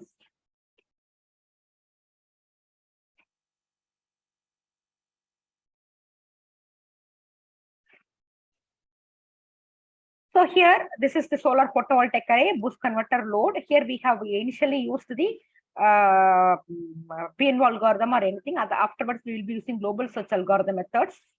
Any optimization technique can be used here to find the reference value. Optimization technique can be used as the MPP algorithm, not MPPT tracker. Okay, that reference value will be compared to PV value to give to the controller to produce the to give the input to the high frequency triangular carrier to generate the pulses to minimize this error. But here the conventional PV will be replaced by this fuzzy logic controller. Right? Here I explained with this offline ANN using PSO, offline ANN data. Here I have taken 5 membership function. As I told, the expert is required to select this membership function. I think we can start with this existing example. We can learn easily within 1 or 2 days the fuzzy logic controller. Nothing worry about that. But how we can select negative, big, negative, small like that and all, we have to first simulate our circuit in the MATLAB or anything, and we have to see with conventional PI controller what is the nature of the error, change in error, etc. Then we have to frame this. But as I told earlier, all the things should be converted in the range of 0 to 1. Then we can take the scaling factor to convert back to the original value. These are the fuzzy rule base. This forming of fuzzy rules also require the knowledge of the system, not fuzzy logic, knowledge of the system. Then normally these values will be taken as the truth table formed by the neural network model. What I have done is I have taken the number of first I model the PV and I just simulated for number of shading patterns, and I just get the required value of the original peak corresponding voltage and current for different GNT. So I will train the neural network and I can feed as the truth table here. Whenever I'm getting GNT, it will search on this neural network train data. That train data will be obtained by using this table. For if I'm taking G1, G2, G3 with the temperature, that black box will directly give this value. So with n number of data, I will train neural network. For training neural network, I need a set of data that will be generated by using this table. For generating this table, I'm using this PSO technique. That is the meaning of this. So this will be called as a truth table or black box. So whatever G means G1, G2, G3, whatever we are taking from the table, T, it will directly give VM reference. Then that will be compared with the PV and it will be given to the fuzzy logic controller. Fuzzy logic controller works based on the membership function, rule base, etc. So this is the train data using neural network. This is the training structure of the neural network. Then this is the feed forward loop reference voltage variation, the shading patterns, how our neural network data form. Because while training the neural network, if you have number of data, then neural network will be trained better. So I have taken some 60 values from simulation, then 50 for training. I mean around 45 for training, remaining for testing. Testing we have to keep some data so that the neural network will be trained. So here you can see the tracking characteristics. So the red color will be using PA controller, the blue color will be fuzzy logic controller. You can see the transient response of the fuzzy logic controller, the smoothness it obtained. The transient responses will be improved by using the fuzzy logic controller. You can check this red color and the blue color. Blue color will be fuzzy logic controller, red color will be the PA controller. So this is for another pattern. Even steady state value will be reached by this. But for some application, fuzzy logic will be sluggish, little bit sluggish compared to PA, not so sluggish. But sluggish means the settling time it will take little bit higher than the PA, not much. So these are the location of the GMPP and how we can get using the experimental setup. This one. So here I'm comparing with the both the things with the parameter integral square error, steady state parameters, integral square error. So the FLC provides the less error compared to the PE controller. I'm taking the example pattern and I will check it out.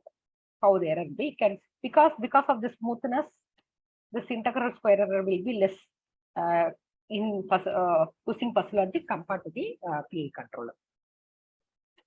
So next one, fuzzy logic rules will be optimized using GA. Next advanced technologies, even rules can be optimized using any optimization technique. That fuzzy logic here I have used the G optimized fuzzy logic controller. So you can check the performance. So the membership function will be changed by using the GA technique. So here you can see the PA controller, the FLC. The green color indicates G optimized FLC. How the performance will be. The tracking will be faster. Here you can check it here. This will take PA controller has a poor transient response compared to these two. But this fuzzy logic has smoothness, but this green color you can say it is settled fast. And some here and all you can find it settled fast. You can find it here and all. It is visible. So the same thing will be compared in terms of ISC. This error will be more or less compared to other. This is PA, this is FLC, this is G optimized FLC. So the inferences, before going to the inference, I just want to show you a demo and check the time. Time is there. Okay. So I will conclude this, then I will go for some intelligent control demo using MATLAB. So actually, this fuzzy feed-forward voltage-based GMPB scheme has been developed for the boost converter supplied solar photovoltaic system. So here I have taken the offline trained ANN data as a algorithm. That offline data will be generated by PSO optimization technique. Then I have used replaced PA controller by physiology controller. Then it will be improved by using the rules of the physiology controller will be optimized by GA. That is called the GA optimized physiology controller. We found that provide the better characteristics, transient performance compared to the other things. So the advantage of using the artificial techniques like differential evaluation, PSO, and genetic algorithm for tuning the fuzzy rules needs to be investigated. Further scope we can take using the proposed intelligent controller, improved SPA performance is achieved. So then, as I told, the array configuration, series and parallel configuration to meet the required for voltage and current rating and power rating.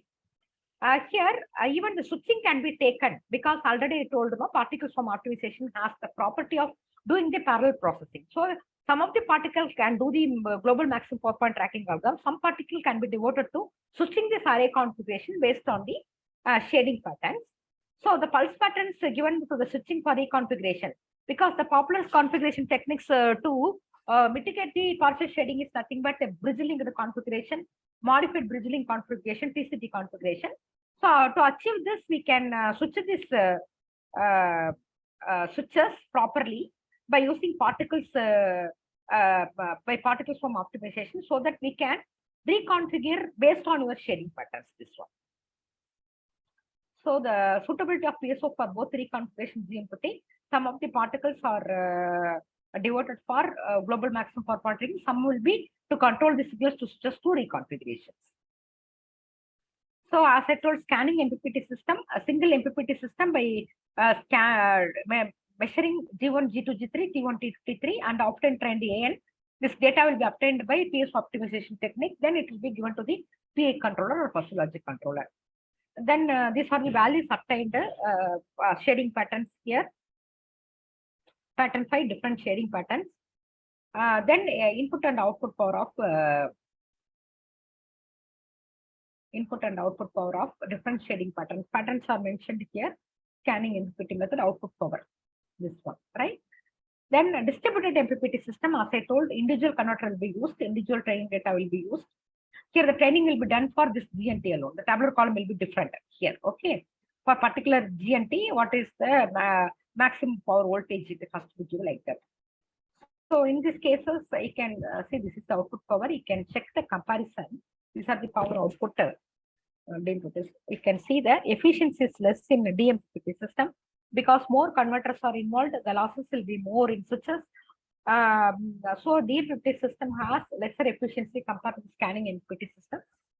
But the DMPPT systems are more reliable than the scanning MPPT.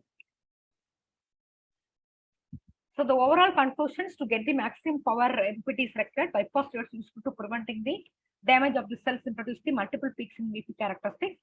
So different MPPT algorithms can be used for tracking this global MPP. Here I have used some of the soft computing techniques and intelligent controller to get the higher efficiency. So now I want to share the MATLAB demo on fuzzy logic controller. That is the video. First I will share the PPT.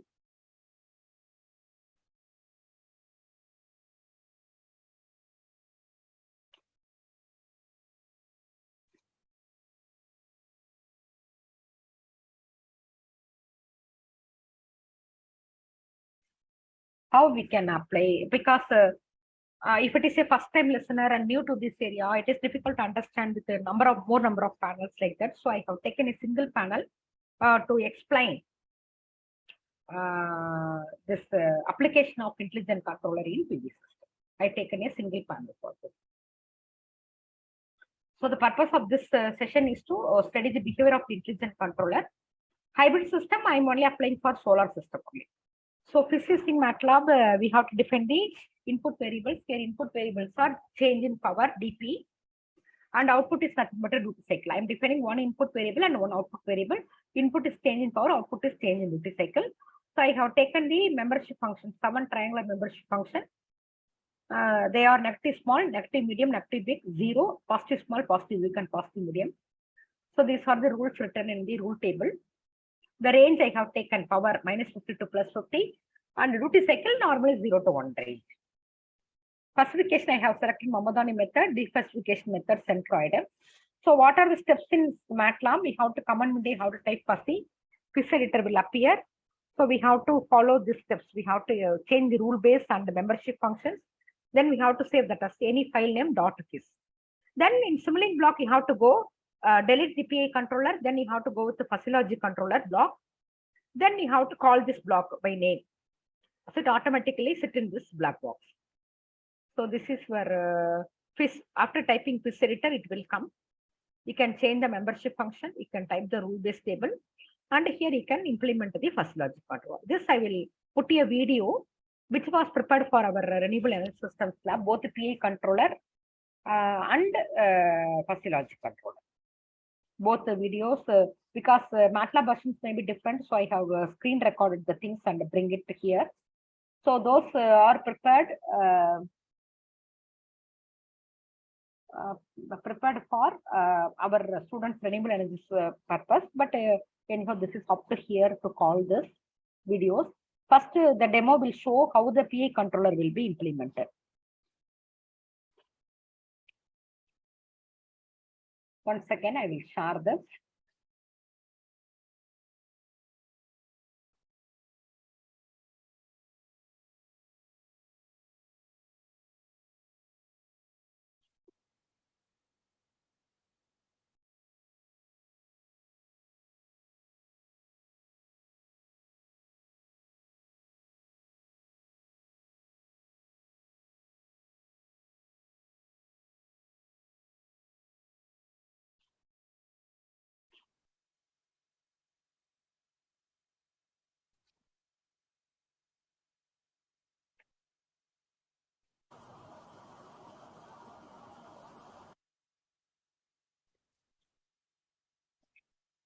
So this is prepared for our lab. First, I will play the video which is having one single panel with the PI controller. This lab was handled by me and Balaji sir. Students, in this session, is it audible, that video? I stop now. Is it audible? I'll play. If it is not audible, just indicate me. we will see the demonstration of the simulation of solar PV system. What's that? Video is not visible. Is it audio or video? Okay, I just stop here and I will come back on.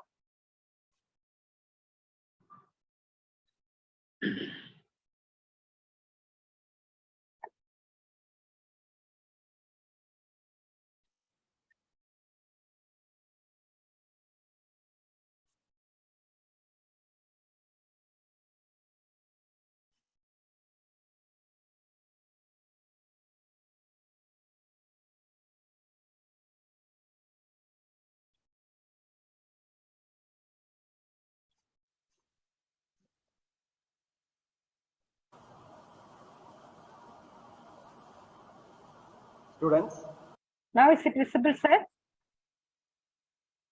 Yes, ma'am. Okay. in this session, we will see the demonstration of the simulation of solar PV system. The first step in the simulation of solar PV system is to model the PV array characteristics. So to model the PV array characteristics, there is a default Simulink model that is available. Two inputs are required for this particular model. One is the irradiance, other is the temperature. And then when you open this model, there are different power ratings available. You can choose solar PV of different power ratings. Here we are going in for a 250 watt system, and then we are sizing it by connecting the appropriate series and parallel strings. So you can change the number of series strings and you can change the number of parallel strings. And then you can select the voltage according to the series and voltage and current according to the series and parallel connections. So here you have the open circuit voltage, you have the voltage at maximum power point, you have the current at maximum power point. Depending upon the rating, you can select the number of series and parallel strings. And then depending upon the ratings chosen, suppose if I use it 4 here, and then you can plot the characteristics. So here you can plot the characteristics. For a single module you can plot, for an array also you can plot. Okay, with respect to temperature as well as with respect to irradiance, you can have the plot. So when you want to plot it for a specific temperature, you can vary the irradiance level. When you plot it for a specific irradiance, you can vary the temperature levels. The variations can be done in this particular dialog box. And then when you plot it, automatically you will get the characteristics. Okay, so this is the first part of your experiment. The first part of your experiment is to analyze the effect of variations in irradiance and temperature on the solar PV characteristics. That is what you need to tabulate in tabular column 1. Okay. So depending upon the number of parallel strings, your current will vary. You can also choose it for a single module. Okay, you can also choose it for a single module, or you can also choose it for this is for a single module. You can also choose it for an array of modules. You can see the variation in current. So depending upon the number of strings that you choose, what will happen? The characteristics will change. It also will change depending upon the irradiance and temperature levels. So this is the first part of the experiment. So now we have decided the solar PV ratings, and now the next part is you need to interface. This circuit shows the entire interface diagram. Now this is our solar PV array which we have designed or which we have modeled according to our specifications. Our specifications is 1 kilowatt. So we have chosen the number of parallel strings as 1, number of series strings as 4. Okay, so the output voltage from PV will be 120 volts. Okay, why it is 120 volts? Since we have chosen it has 4 strings, 4 into 30. 4 into 30 it will be 120 volts. The current will be around 8 amperes. And we are operating at a particular irradiance and temperature level. The output of the solar PV is given to a boost converter and followed by a load, followed by a resistive load. Now, in this boost converter, it is very important you should know how to generate the firing pulses. For generating the firing pulses of the boost converter, we go for a PNO technique. Okay, we give the input voltage and current, and we calculate the duty cycle, and we feed the duty cycle as input, and we generate the firing pulses. Okay, as explained by ma'am, we use a perturb and observe MPPT algorithm to generate the firing pulses for the boost converter. Okay, so now we have a system, the solar PV panel, we have a boost converter, we have a load. Okay, and we are implementing a PNO algorithm. So when you simulate it, okay, so you will see the variations in the voltage and current, variations in the power, and this part shows the variations in the output characteristics. What is the output power, what is the output current, and what is the output voltage. And the same can be plotted. Now here, this diagram shows the plot of the solar PV characteristics, the voltage and current, and this plot shows the plot of the output voltage characteristics. So here, boost converter boosts the input voltage from 120 volts to 240 volts, and we are maintaining the power as around 1 kilowatt. The remaining 50 watts of power goes as losses, and the efficiency of the system is around 94%. Okay, so here the second part of the experiment, what you need to do is for different irradiance and temperature levels, you need to calculate the solar output as well as the system output. Okay, that is the second part of your experiment. You vary the irradiance and temperature, calculate the output of the solar PV system, and tabulate.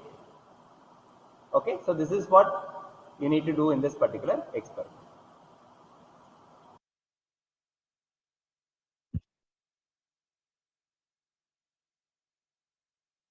So this is with respect to P and algorithm. Now I am just projecting with the fuzzy logic controller. Actually, we have tried. Students, today we are going to see about the MATLAB demonstration of implementation of. Is the video audible and visible? Not visible, ma'am. Ma'am, actually something is hanging there, ma'am. Yeah, it is going to start, ma'am. Okay, ma'am. Fuzzy logic controller. So as discussed in this pre-class material, different systems here. Is it okay now? Yes, ma'am. Okay. So as I recorded in pen note of that starting things are there. First we have to create the fuzzy inference system. For that, you first type fuzzy in command window, small letters. So you'll be getting a fuzzy inference system here. So you have to first define the input variable, output variable, and the system. The default fuzzification method selected is Mamadani. So it is there. If you want to change, you can change also by creating these properties. You can change this fuzzy method. Here defuzzification method, as discussed, centroid method I have select. So first I want to rename this input as change in power dp and output as duty cycle, right? Then I have to define the range. I will double click on input variable. I am defining the range here. So range I have given -50 to +50 as discussed in PPT. Then we need to define the membership functions. I need totally 7 membership function. Here only 3 are there. So I add membership function, go to edit, add membership function. 3, I need 4 more. So I have added. So totally 7 it has come. Then I try to rename all the things. So this will be, I am taking as positive big. Next membership function, positive median. Next membership function, positive small. Next membership function, 0. Next one, negative big. Next one, negative small. Next one, negative median. Right? We have to give the range. Like our PI controller, all should be tuned properly with the parameters. Then only the output will come. That we will discuss little later. So I have defined 7 membership function for input 1 at DP. Then I am going to output it. I have already 3 membership function. I have to add 4 more. So edit, add membership function. I will add 4 more. So totally 7 I will be getting. Here also I am just defining the same thing as discussed in PPT. So it is positive big, positive median, positive small, then 0, then negative big,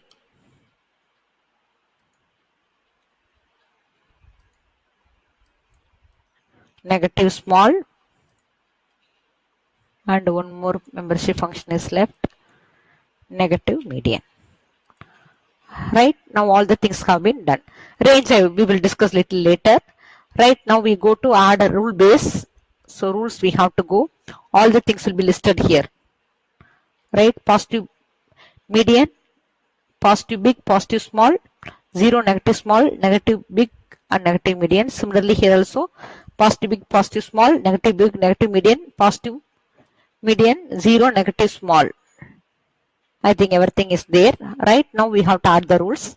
First rule is, if dp is positive big, then duty cycle is negative big. Add rule.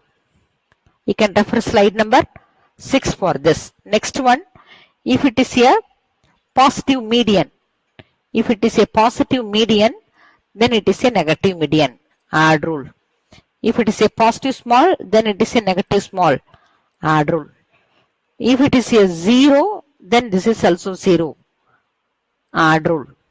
If it is a negative small, then it is a positive small. Add rule. If it is a negative big, then it is a positive big. Add rule. If it is a positive median, negative median, already we have given positive, it is a positive median. Add rule. We have added all the rules, 7 rules we have added. So this is ready now. Alright. We can go back. Now only thing left is nothing but your range for each membership function. This is like your KPKA tuning for the PA controller. Right? Now it's okay. Classification method we have given. Input one variable DP, output one variable duty cycle we have defined. For each variable we have defined 7 membership function and we have renamed as we took in the PPT. Input variable range we have given -50 to +50 and output variable range we have given 0 to 1 duty cycle range. Right? Now we have select centroid method, Mamadani method, default method we have select. Right? Now we have to select the range. It will be by the experience and the understanding of the problem. We have to tune the membership function. Right? Here also I am taking triangular membership function only. All the things are trim MF means triangular membership function. Right? So already I have tuned the method. So I directly open this. After giving all the things, you have to save. So for saving this, you have to export to file where you have saved all the things. That I can given try. I have to give in small letter try. Right? It will be .fs format. Right? .fs format. If you are not confirming, you put .fs format. This means fuzzy inference system format. Save it. Right? Now I want to give the range. So I'm just importing from the file. Already tuned parameter I will take import from the file. I have taken RA1 fist that I have given. Right here you can see each membership function. You note down the range. This is the negative big. The range already we have given this name negative big, right? This default range is given. Here you note down these values. Negative big range will be within square bracket -50, -35 and -20. For negative big it is -50, -35, -20. For negative median -30, -20, -10. For negative small it is -15, -9, -3. For 0, -5, 0, 5. Positive small 3, 9, 15. Positive median 10, 20, 30. Positive big 20, 35, 50. This is for DP 5 membership function ranges. We are here, we are giving the linguistic variable, right? As discussed in pre-class material. Next, we are going for the output variable membership function. You click on duty cycle. Next, we can go for negative big. Note down the range 0, 0.2, 0.4. 0, this is 0.2, this is 0.4. Right? Next, negative median 0.3, 0.45, 0.6. 0.3, 0.45, 0.6. Next one 0.55, 0.65, 0.75. Each value will be given with a space 0.655, 0.65 and 0.75. Then 0, it will be 0.65, 0.75, 0.85. Then positive small, it will be 0.8, 0.85, 0.9. Positive small, it is 0.8, 0.85, 0.9. Positive medium 0.85, 0.9, 0.95. Positive big it is 0.9, 0.951. This only left in the demonstration of this trial file. So I have given the range. This range is fine tuned till we will be getting the results that I have already done. I am telling the ranges directly. But if you are trying for a new problem, you have to fine tune these ranges to get the proper values. Like your KPK value tuning in the PA controller. Right? All the things now can be done. Input variable defined DP, output variable defined. Both ranges will be defined. Membership function defined. Then rules have been added. All the things have been added. Right? So it is saved as a .fish file. Right? That's it. We have created. the FIS editor. Right? Now, first we will take for understanding the first file. That is a first simulation file, that is MPP with PNO controller. Right? Here we are using PNO MPP technique, directly giving duty cycle and comparing this triangular wave with this. Right? The same thing, instead of this PNO algorithm, we are replacing with the fuzzy logic controller. Right? So we will be saving the first experiment as phi A experiment, and we just delete this PNO algorithm, right? And implementing the fuzzy logic controller. Check here. The same thing, duty cycle is compared with this triangular wave. The same triangular wave we can take, right? Here only the changes that is elaborately put in the PPT. So here what we can do is VPV and IPV taken from here, right? That the change in VPV will be taken by the delay. Similarly, change in power will be taken by the delay. So dP by dV will be termed here as dP, right? That dP is given to fuzzy logic controller. How we can take this fuzzy logic controller means we go to the library, go to the Simulink library, type fuzzy logic controller.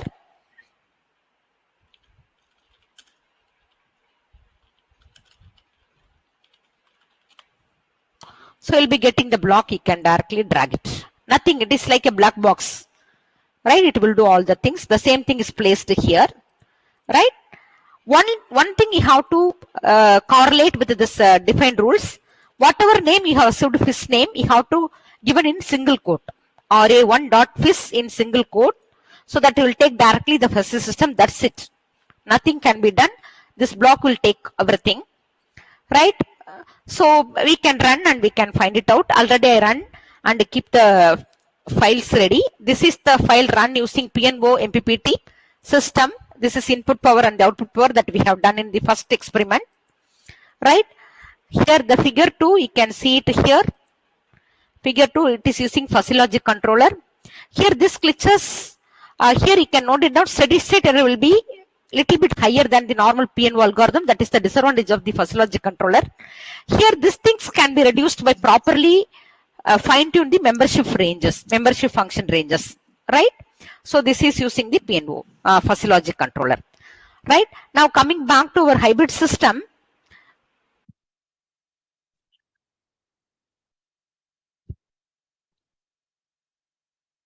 I think that is, I stopped because that is relevant to this lecture. So because while demonstrating for the lab, we have taken the hybrid system and we can done this. I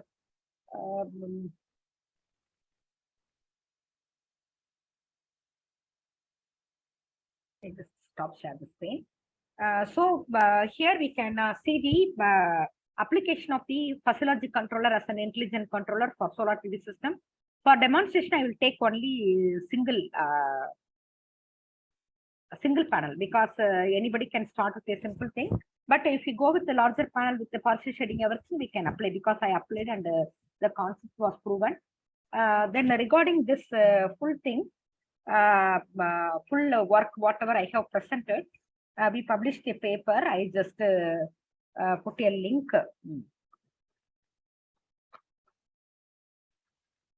One second.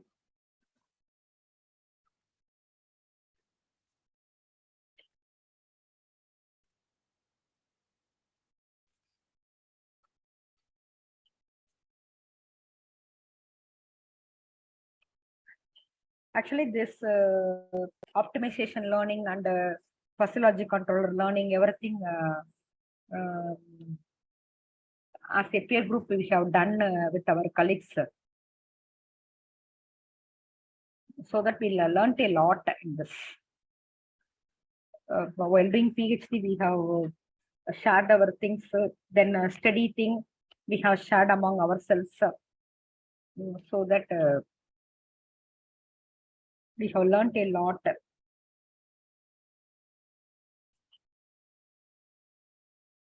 One second, I will just share the link of that paper that I have used for preparing this PPT, my work.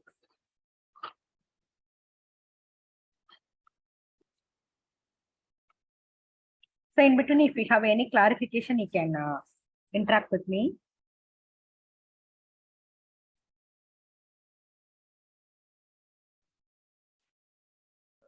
Dear participants, if you have any queries, you can ask me. You ask now. Otherwise, you can put the questions in the chat box. I think it is visible now, this screen. So you can see this paper.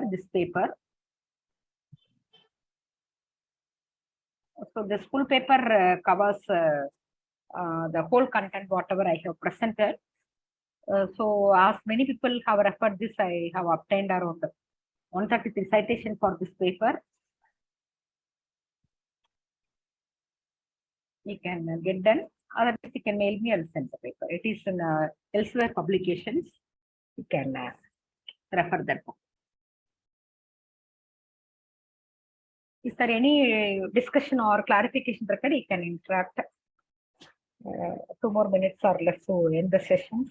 I don't want to take your time much after nearing 9:30. I just typed my mail ID in the chat box. Even if you're finding any questions regarding this, you can mail me, I will reply to it.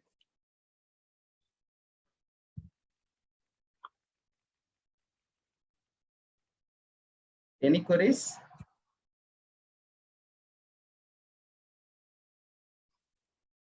Even I put my Google Scholar ID, you can access and any doubts you can.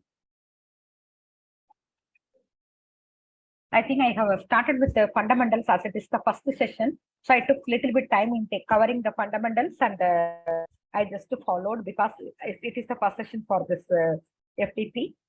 Then I covered this application of the optimization technique and intelligent control in the solar PV system, where it is more applicable in partial shaded conditions. Good evening, ma'am. Yes, sir. Yes, sir. Yes, sir. Yes, you. Yeah, ma'am. Ma'am, you explain about the PSO technique, ma'am, algorithm. Yes. One ABC algorithm will be there. Which one will be better for simulating and all the things, ma'am? Actually, instead of simulation, if you take the real-time implementation, if you first decide what processor you are going for the full system, accordingly you can select your optimization algorithm. I think for this particular problem, almost all optimization algorithm gives equal results. Why I'm particularly explaining PSO means I have used both for reconfiguration as well as optimization technique to find the global peak. PSO only having the capability of parallel processing things. That's why I took that time PSO. Okay, ma'am. Okay, ma'am. Thank you, ma'am. Okay. But all depends upon the applications. Even still now, for simple application, I always prefer PNV algorithm. Simple applications, not with complex applications. So depending upon our requirement and application, we can select algorithm and type of controller, etc. Sure, ma'am. Sure, ma'am. Thank you.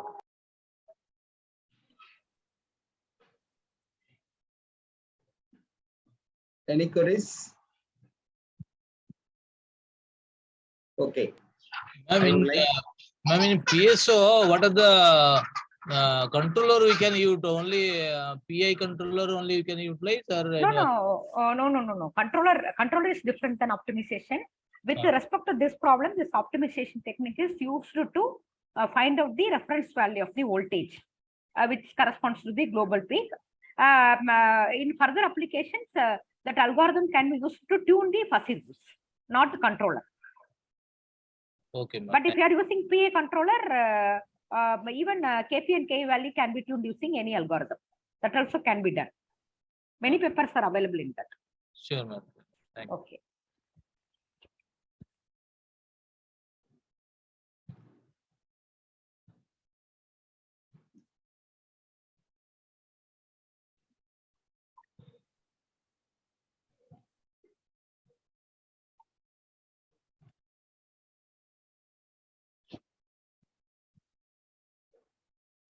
Thank you, ma'am.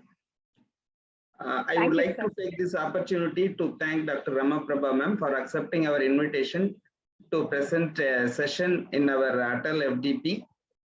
She said first yes, then I thank her. So here I want to thank Dr. Ramaprabha ma'am. Without any hesitation, she accepted our invitation and presented here. And I welcome you, ma'am, for our campus for presenting the second session in person. That is Yes, offline sir. mode, ma'am. Yes, sir, definitely, sir. Thank you, So ma'am. Thank you. at this juncture, I just would like to inform participants, if you are planning to come for this offline session, that will be fully covering the design and sizing of a example PV system. Then using MATLAB, I will put a full stretch on that. So that it may not be a regular lecture, it will be a hands, that is a MATLAB demonstration session, so that it may be useful for your research work or demonstrating for your students. Sure, ma'am. Sure, ma'am. Thank you, ma'am.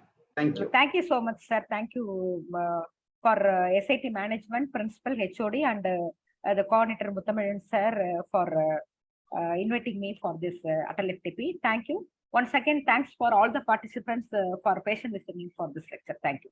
We'll meet you offline. Thank you. Thank you, ma'am. Thank you, ma'am. Thank you. Shall I take leave, sir? Yes, ma'am. Yes, Okay, ma'am. thank you. Okay.